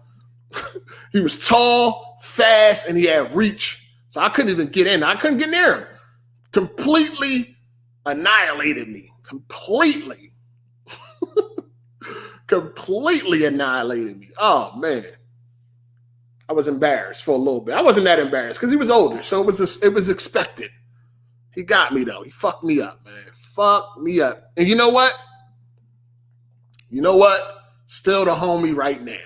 I can get on my phone and call him. I can get on Facebook and call him. Childhood friend. Still got him. That's why I was telling y'all that a lot of shit that going on this internet shit, it don't be affecting me like that because it's like, yo, this is nothing. A little bit of name calling, an argument, a debate, that's nothing. This nigga whipped my ass, and that's still my man to this day. He was my man after that. We were back playing Miss Pac-Man later on that day. Later on that day, we was back playing Miss Pac-Man. That's why I don't be really affected by a lot of shit that go on the internet as far as like an argument go. Like if I'm cool with somebody, we have an argument, it's not the end of the world. A little bit of name calling, what is that? What is that? It's nothing to me. I can get over that. That ain't nothing. You shot your shit, I shoot my shit. It's nothing. That ain't nothing. He fucked me up. And we cool. Till this day. Facts. We cool. Fucked me up. That's why I be like, yo, y'all niggas be taking this shit too serious. Like even jokes. Like niggas be taking jokes. Like Kofi, I know for a fact Kofi be taking, like when I fuck with Kofi on some joking shit, he gets mad, dog. Like that shit, he's sensitive as fuck. That shit bothers him and everything. I know it does. I know it does. And I intentionally fuck with Kofi more than I normally would just because I know it bothers him. And it's like, yo, man, clean your fucking pussy up, dog. Like stop being so sensitive over some fucking jokes about some games or something like that. Like relax. It's not that deep. Chill. We bored as shit. We on Twitter. It's boring. We just on here talking shit. It ain't that fucking deep, dog. It's all gaming. It ain't nothing personal. You know what I'm saying? It's just jokes. Like, relax. That's what I was saying. That's what I'm just saying. I just grew up different. I mean, it's just some people that grew up like me. I'm quite sure it's a lot. They just might not be YouTubers. You know what I'm saying? It's not like a closed experience. I know a lot of people grew up like this. You know what I'm saying? It's a lot of motherfuckers from the ghetto and all that shit. It's just a lot of these YouTubers, man. They be soft, dog. They be so mad. Damn, like niggas is so fucking soft. It's like, dog, it's nothing but little jokes. And it's gaming. Like I said, it's gaming. It's nothing personal, man. We're keeping it gaming. It's gaming. I'm not fucking with you on no personal shit. It's just gaming. I might talk about your love for a game console or fucking. That's why I said, like, that's one thing about Smooth and shit, right? Like, Smooth don't really take none of that shit personal and shit. I can call Smooth tomorrow, be like, yo, you trying to come through AGS? And he'll come through. Like, and I fuck with Smooth all the time because Smooth is always saying some dumb shit on fucking Twitter. So I fuck with Smooth all the time. He never takes none of that shit personal. He never gets mad or none of that shit. Oh, fuck you, Hard8. I'm gonna ignore you from now on. He ain't on none of that. Like, cause I guess he get it. Like, yo, this shit, like, I mean, we on here bullshitting this shit, but I ain't mad at nothing. I be coming at Smooth hard too. Pause. You know what I mean? I be getting that Smooth. He never gets mad. You know what I'm saying? It's never nothing personal because he know what's up. He know we everybody, we cool. We cool. But that nigga Kofi, Jesus, he is so fucking sensitive. I know it ain't no way you get in a fight with him and y'all gonna be friends again. That ain't happening. I know they ain't have. I know any friend he was fighting when he was growing up, if he got into any fights, he don't fuck with them niggas no more. No, you hit me yesterday. No, I don't want to play with you no more. Give me my ball. I'm going home. I don't want to play with you no more. Meanwhile, niggas, I was fighting this shit like growing up. We laugh about that shit the next day. We laughing and we even like, yo, like we laugh, we joke about that shit, all that shit. We might even talk about it. Yeah, I fucked you up when you tried to, you tried to scoop me up. I fucked you up with that uppercut. Yeah, you got me on that. Like we laugh. I don't know, man. Sometimes I do be thinking I'm from some fucking another planet on how some of these dudes be acting. I just be like, what the fuck did y'all niggas grow up at? Like, what the fuck? I guess that's something you learn when you come to the internet too, because you may think that everybody grew up like you, but nah, that ain't the case, dog. There's a lot of motherfuckers that grew up different, sheltered or some shit. Like, yo, you bothered by that? Sheesh. You wouldn't have made it growing up with me. There was a whole lot of roasting and shit going on. It was rough. Oh, that shit crazy.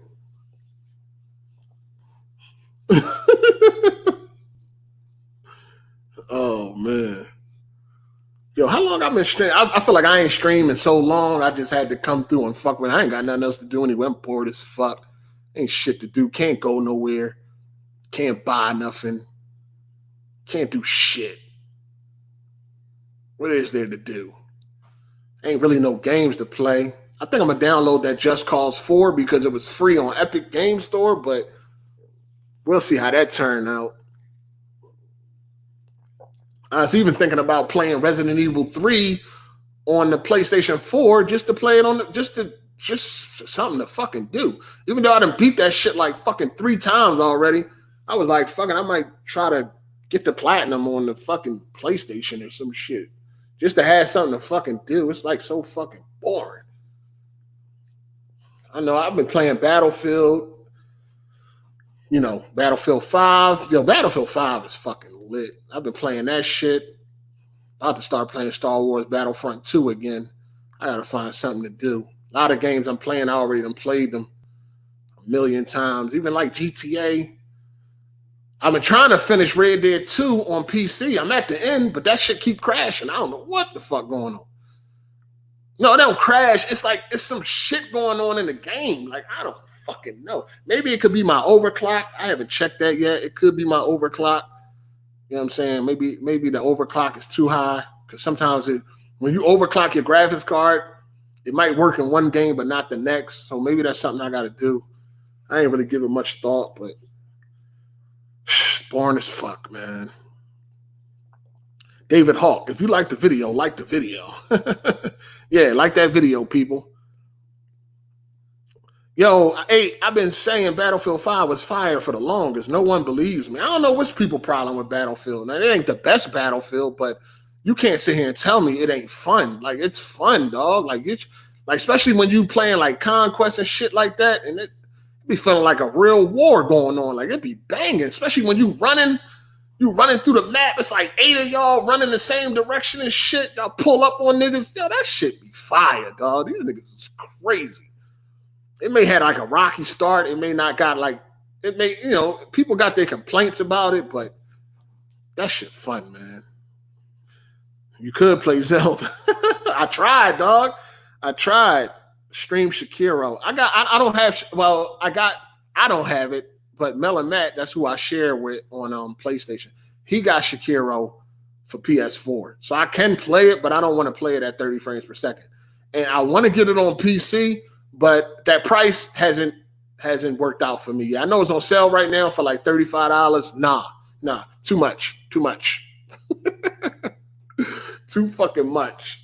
I ain't paying that shit. And then at the same time, I feel like I seen most of the game because I was watching Kid Smooth when he did the challenge. And plus, y'all know Kid Smooth beat Shakiro, right?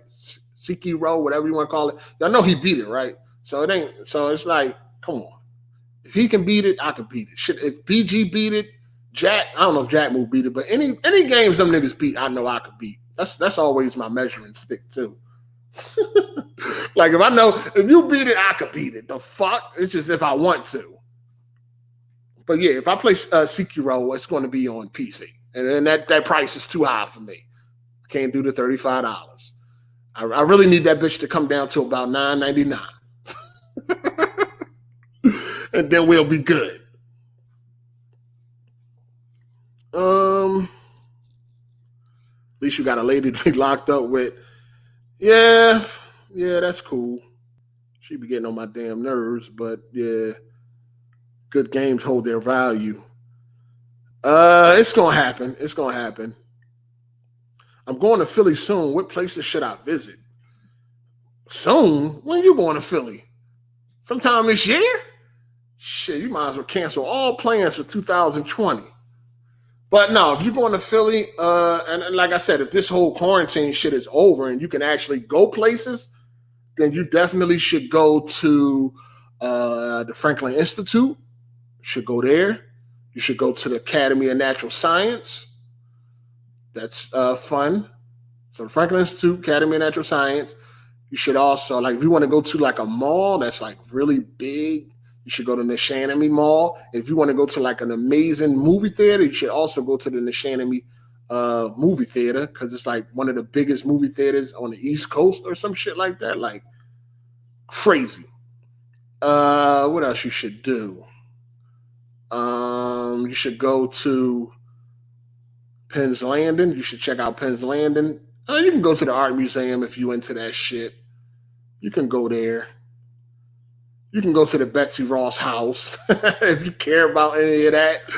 You know what I'm saying? You know who Betsy Ross is, right? She made like the first American flag or some shit.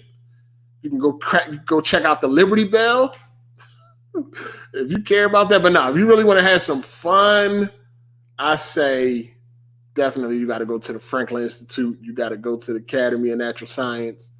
Definitely got to go to those two places. Oh, you can go to the Philadelphia Zoo too. It's a pretty good zoo. It's a big zoo. You definitely want to go there. You dig?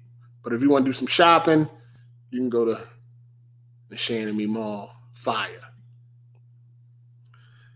Trago. What do you want out of next gen specifically? What I want to see with next gen, right? I want more. I want dynamic. Dynamic is the word that I wish that next gen really take advantage of. I don't want to see no more canned animations and nothing like that. I want to see everything dynamic. You know what I'm saying? Weather, day to night changing, fucking bullet damage, all that shit. Any games, I want to see like dead bodies remain on the ground. You know what I'm saying? If like GTA 6, if I kill an innocent bystander, I want to see the paramedics come and actually scoop them up and take them to the hospital or whatever like that. Like even now they'll come, but they don't do shit. I just want everything to be more dynamic. You know what I'm saying? Dynamic. No more canned animations, man. Real-time physics, real-time animations, like Rockstar be doing. Shit like that. Attention to detail, man. Turn that shit up. I want to see the characters interact with the environment more. You know, a lot of times, you know, the characters be floating up the steps. Their fucking feet don't be touching the ground and all that type of shit. Like, they got to fix that. Remember last generation when it was like a sports game, like basketball, the ball never came in contact with their hand? Go back and play like an old 2K, like 2K10 or some shit like that, 11, 12. You go back to them 2K, you'll notice that the ball never touches their hand. It's like they couldn't do that. They didn't do that until this generation, where now you see the ball coming in contact with their hand. But like even if you look at like their feet coming in contact with the floor, it really don't be happening. You know what I'm saying? It doesn't really like it's not like they're interacting with their environment. Same goes for fucking like football, like say Madden or something like that. I know Madden is trash, but still, they can still ramp up the attention to detail. Make the cleats look like the cleats have been in contact with the field. You don't see no mud and none of that shit on the cleats and all that shit. Like, it's none of that. You know what I'm saying? The fucking cleats don't even be touching the field half of the time. Like, they need to fix all that. All that for next gen. Attention to detail, man. All that. 60 frames per second, of course, they need that. Like that's shit that goes without saying. But I feel like attention to detail need to be ramped up. I mean, if it's going to be open world, make all the buildings you don't have to be able to go into all the buildings, but make all the buildings look like they're actually, are things that's going inside the building. You go play GTA 5, you go to a building, it's wallpaper up on the windows. It's wallpaper. They did a good job with like Watch Dogs 2 and all that shit. But like GTA is wallpaper. It's not really the inside of a building. They got some fucking painting up on a goddamn window. They need to fix all that. All that need to be gone. All of that needs to be gone. I feel like, and you know what? I feel like beat 'em up games that focus on hand-to-hand combat, I feel like the characters, faces, and all that shit should get smashed in and busted and all that. And you know what? They actually do on Batman Arkham Knight. Yeah, it's a detail that you might have overlooked, but go play Batman Arkham Knight and look at the henchmen faces, and then after you beat them up, look at their faces. Yeah, they get busted up, swollen, bloody, and all that shit, dog. That's fire. I think all beat 'em up games should be like that. I think all games do all that. There should be damage for everything that happens to a player. You know what I'm saying? Do away with all that shit. Like, for instance, you play Far Cry. You shoot a motherfucker with an AK, you don't see nothing. It looked like they sleeping on the ground or some shit like that. Bullshit. Bullshit. It should be bullet damage and all that. And it should be on the level as Resident Evil 2. Because that shit is amazing. Or fucking Red Dead 2. Shit like that. My thing is just attention to detail, man. I need attention to detail to be next gen. I need some next gen attention to detail. Because a lot of detail that's going on now is bullshit. You shoot at a wall, it's bullet holes in the wall, but then they go away. Nah, do away with all that. I need all that to be gone. And I'm probably wishing on a star, but fuck. That's what I would want. That's the type of shit I want to see out of next gen.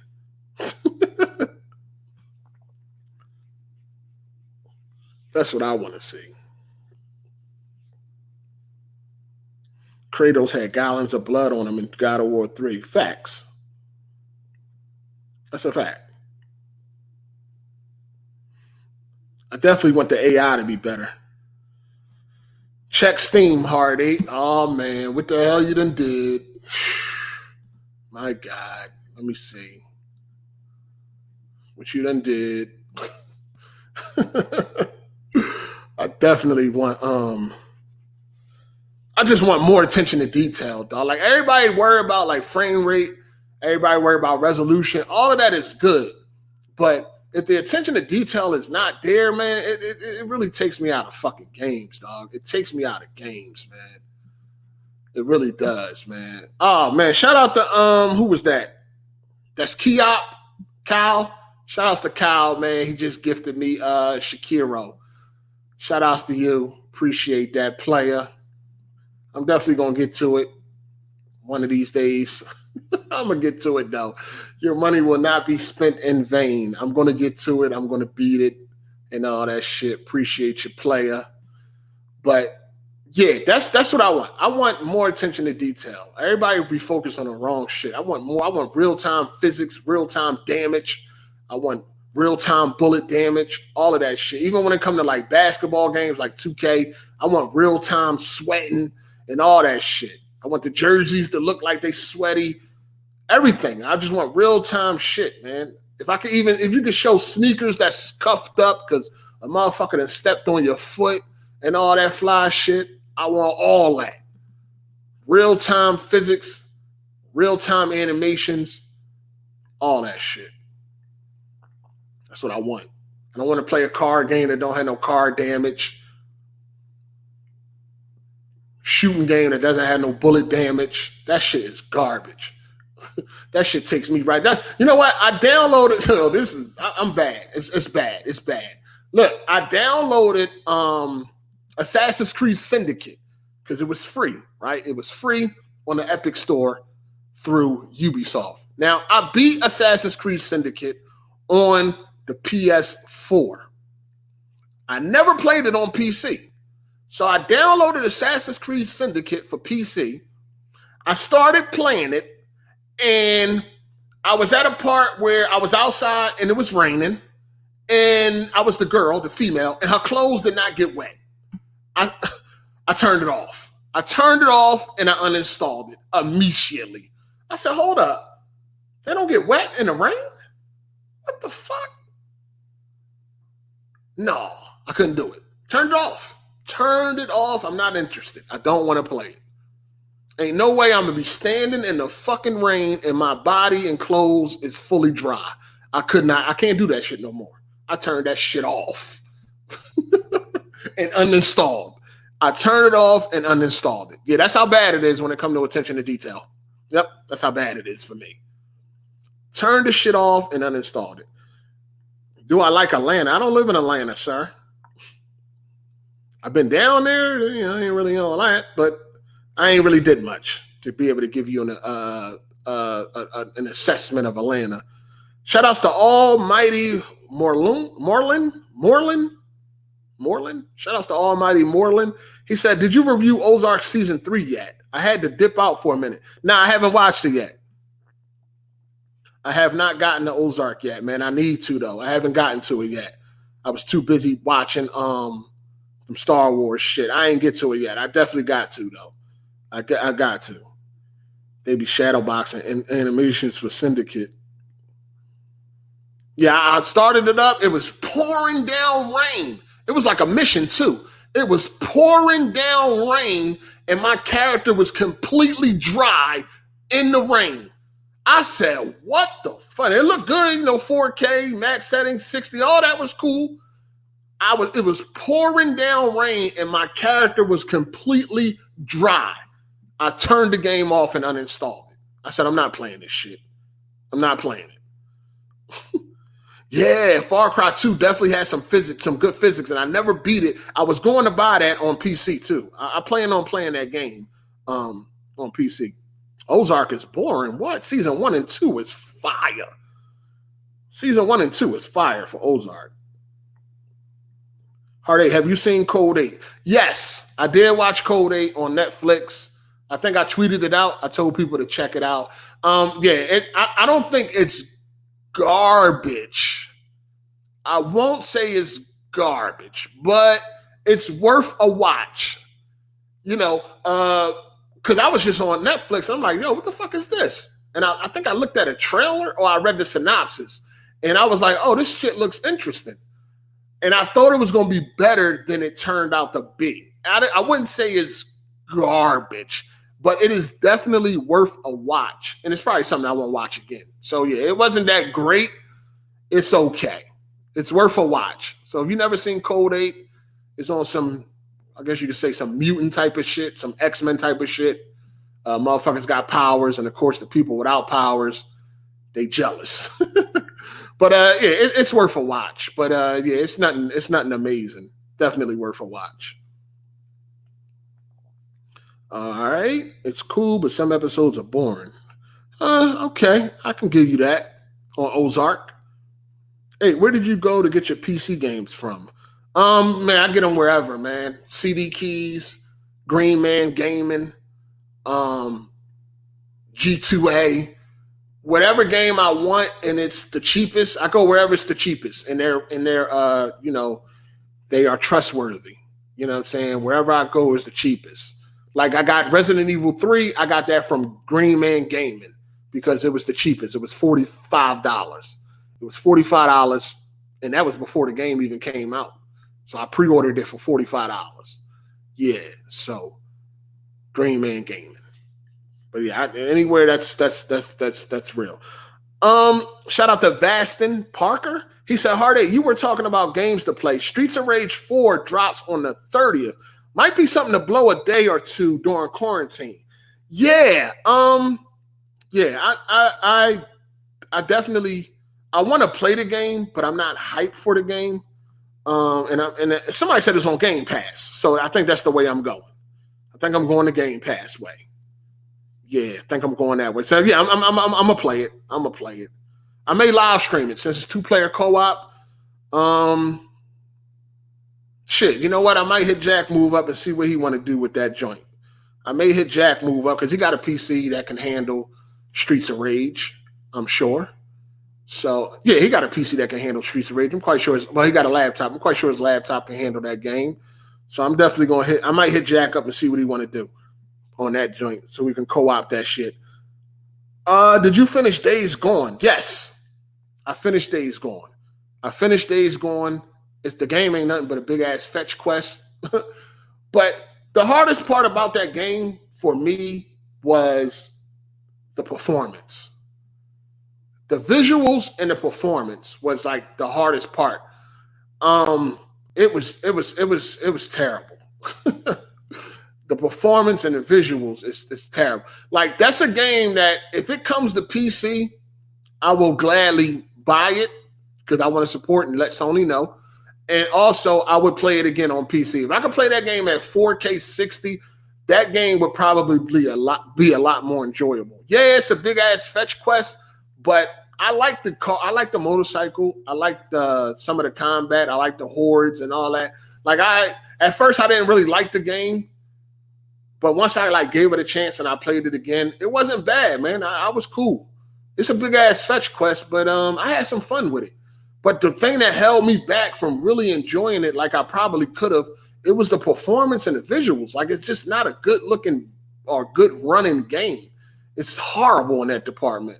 So if that shit got like a PS5 remaster or a PC release, I think everybody should give it a chance. You know what I'm saying? Yeah, but I beat it though. Definitely beat it. It was a chore. I can see why you feel that way.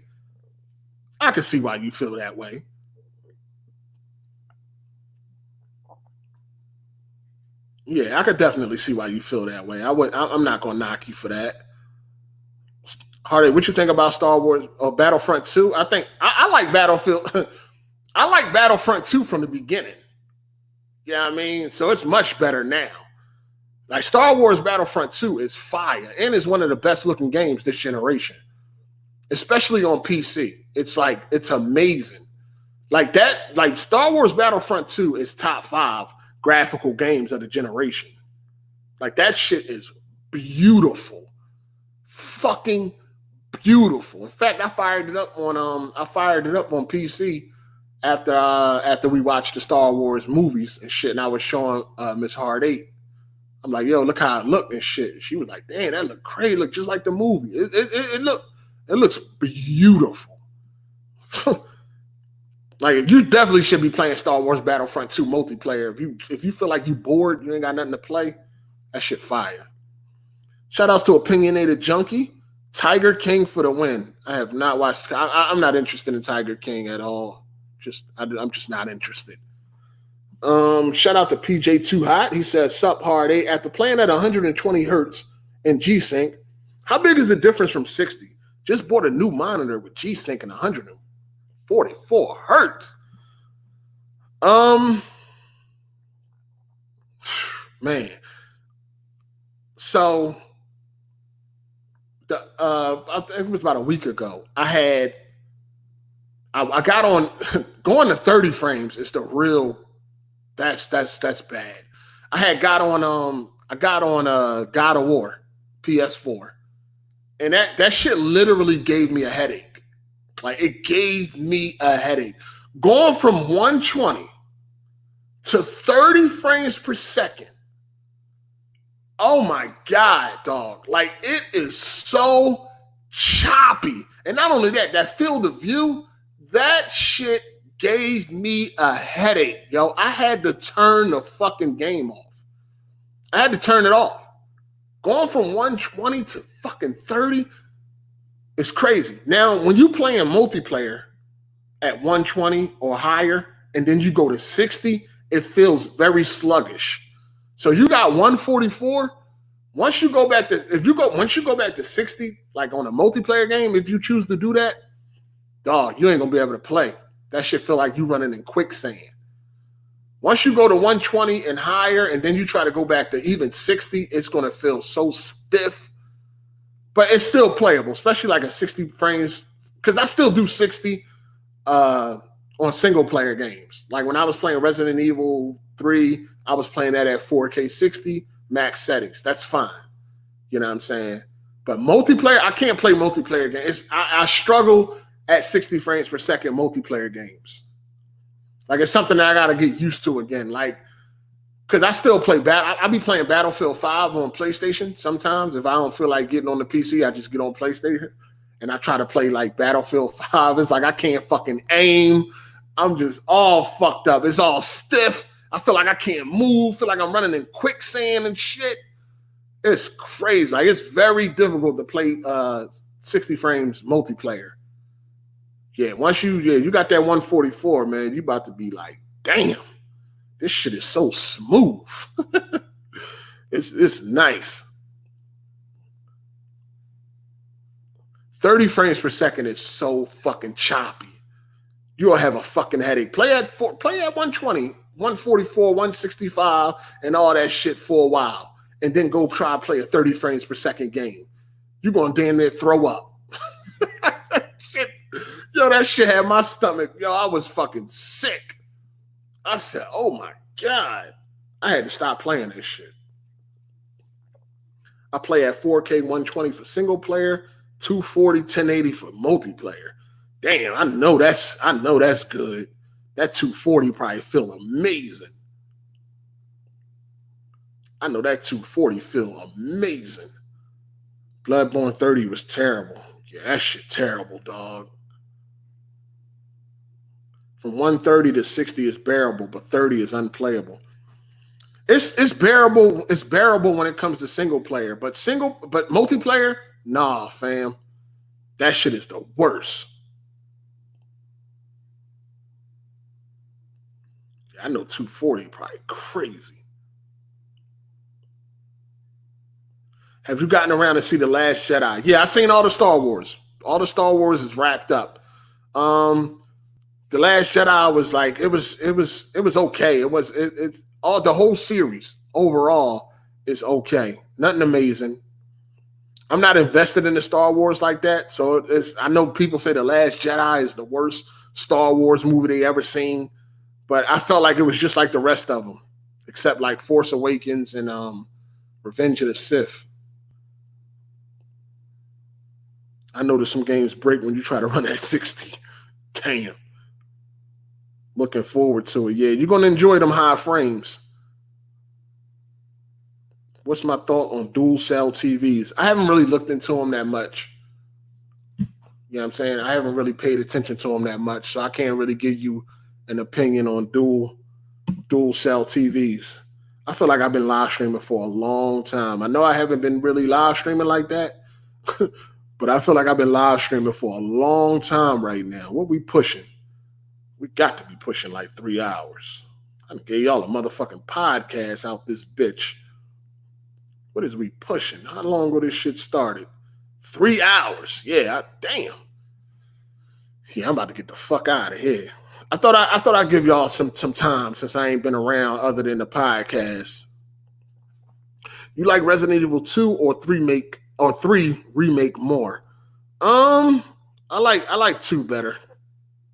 I like both of them though, but I like 2 better. I don't like that 3 was toned down. They removed the physics, they removed the gore and all that shit, but I still like the game though. Hard 8, you deserve more recognition, man. Yeah, I'm the truth, man. It's hard to get a lot of recognition when you're the truth. People don't like the truth on the internet, dog. They only want you to blow smoke up their ass and kiss their ass and all that shit. You can't be keeping it real with them, even if it ain't even like nothing personal. Just don't say nothing. If they say something dumb, you don't respond, nigga. You don't disagree. And if you disagree, you better do it in a polite way or they fucking pussy gonna bleed. For real. 24-hour stream. Yo, you know, I was thinking about doing a 24-hour stream, man. I was going to play a lot of different games, man. All PC, though. All PC. 24-hour stream, dog. Just play a bunch of games, multiplayer, single player, all that shit. You know what I mean? Definitely want to do a 24-hour stream, man. For real. I'm going to need about $2,000 to do that, though. I'm going to need about $2,000. Other than that, fuck no. Hell no. I will never do no fucking 24-hour stream for the fun of it. Got to be crazy. I ain't even doing a 12-hour stream. Nah, not at all. That's way too much. I'm going to have to be motivated. I got to be super motivated to do something like that. Fuck that. No, I'm not changing my name to Shiz McGrady. Them days are over. You know what I'm saying? Those days is over. Get you some 12 YT'ber. What you spend your stimulus on? I ain't get my stimulus check yet. I ain't get it yet, man. I did not get it yet. I ain't get no stimulus or nothing. I did just get some new speakers, though. Miss Hard8 blessed me with an early Christmas present. Not Christmas, birthday present. I said Christmas. Early birthday present. She got me some new floor standing clips speakers. So them joints is nice. She paid a nice penny for them Jones too. You know, you got to buy them single. They don't come in pairs. You got to buy one and then the other. You got to buy them separate. Them clip speakers, boy, them joints cost some change. You got to buy them. They don't come in a pair. You got to buy one, then the other. Shit is fucking crazy. But other than that, man, I ain't even get that stimulus yet, but I need mines. For real, though, I need mines.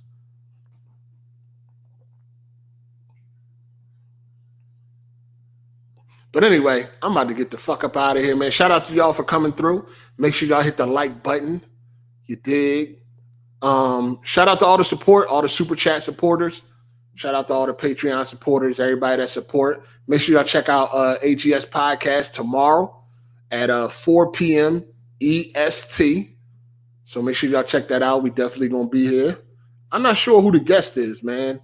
I think it was Holy One, but then Ravish said he had some other plans, and he handles all the guests. So I don't know what be going on. So, but we're gonna have somebody. You know what I'm saying? So make sure y'all tune in for that. But yeah, thank you for all the support, people. Appreciate y'all, man. Hope y'all had a good time here, man. We've been here a while. But yeah, we're gonna be here tomorrow. We got 30 minutes left. What you talking about? What you talking about, Willis? Damn, I got my stimulus check on the day of my paycheck. God damn, Life and Time podcast for real? Hit me off. I'm fucked up. Hit me off. But nah, Holy One was a chatterbox and weapon wheel. He's good though. Yeah, I know, man. I know Holy One, boy. That boy, he got a motor. Man, he got a V12. He got a motor mount. He got a V12, man. But we're gonna get it together when he come on AGS. But yeah, check us out tomorrow, man. Holy One don't know how to shut up. Y'all niggas, yeah, he does. I mean, when I was watching, I was like, God damn, homie. That nigga don't take a breath or nothing. Oh, shit, this shit been 3 hours and 42 minutes. Damn. Yeah, that nigga don't take a breath or nothing. He just be going. Yeah, we're going to have to make sure we talk to him before we start. For real, though. Shout out to Life and Time podcast. He said, I got you, bro. Military, too. All right. Salute. Yeah, we're going to talk to Holy One before that motherfucking podcast starts. We're going to be like, listen, my guy, you got to let other people talk, okay? Keep your motherfucking answers to a minimum, okay? Do not be talking over everybody. Do not dominate, my guy. Relax. He talked more than Candace. Imagine him and Candace on the same goddamn podcast. Wow. That motherfucking podcast would be 8 hours long on 2 topics. It'd be 2 motherfucking topics. Damn. Yeah, we're going to definitely chit-chat with Holy One before. I don't know if he's coming tomorrow or next week or whenever, but whenever it is, we're going to have a conversation. We're going to be like, listen, fam. Listen. Please. Please. But yeah, man, shout out to all y'all, man. Hit the like button, man. I'm gonna get out of here. See y'all tomorrow. Hey, you ain't got to wait that long for some more Hard 8, man. I'll be here tomorrow. We're gonna do our thing. I don't know what the fuck we got to talk about, but we'll figure it out. All right. See y'all tomorrow at 4 p.m. EST. Appreciate all the support from everybody, man. Super chat, Patreon, like button, chat, comments, all that. You know what I'm saying? So holla at y'all tomorrow, man. It's your boy Hard 8. I'm gone.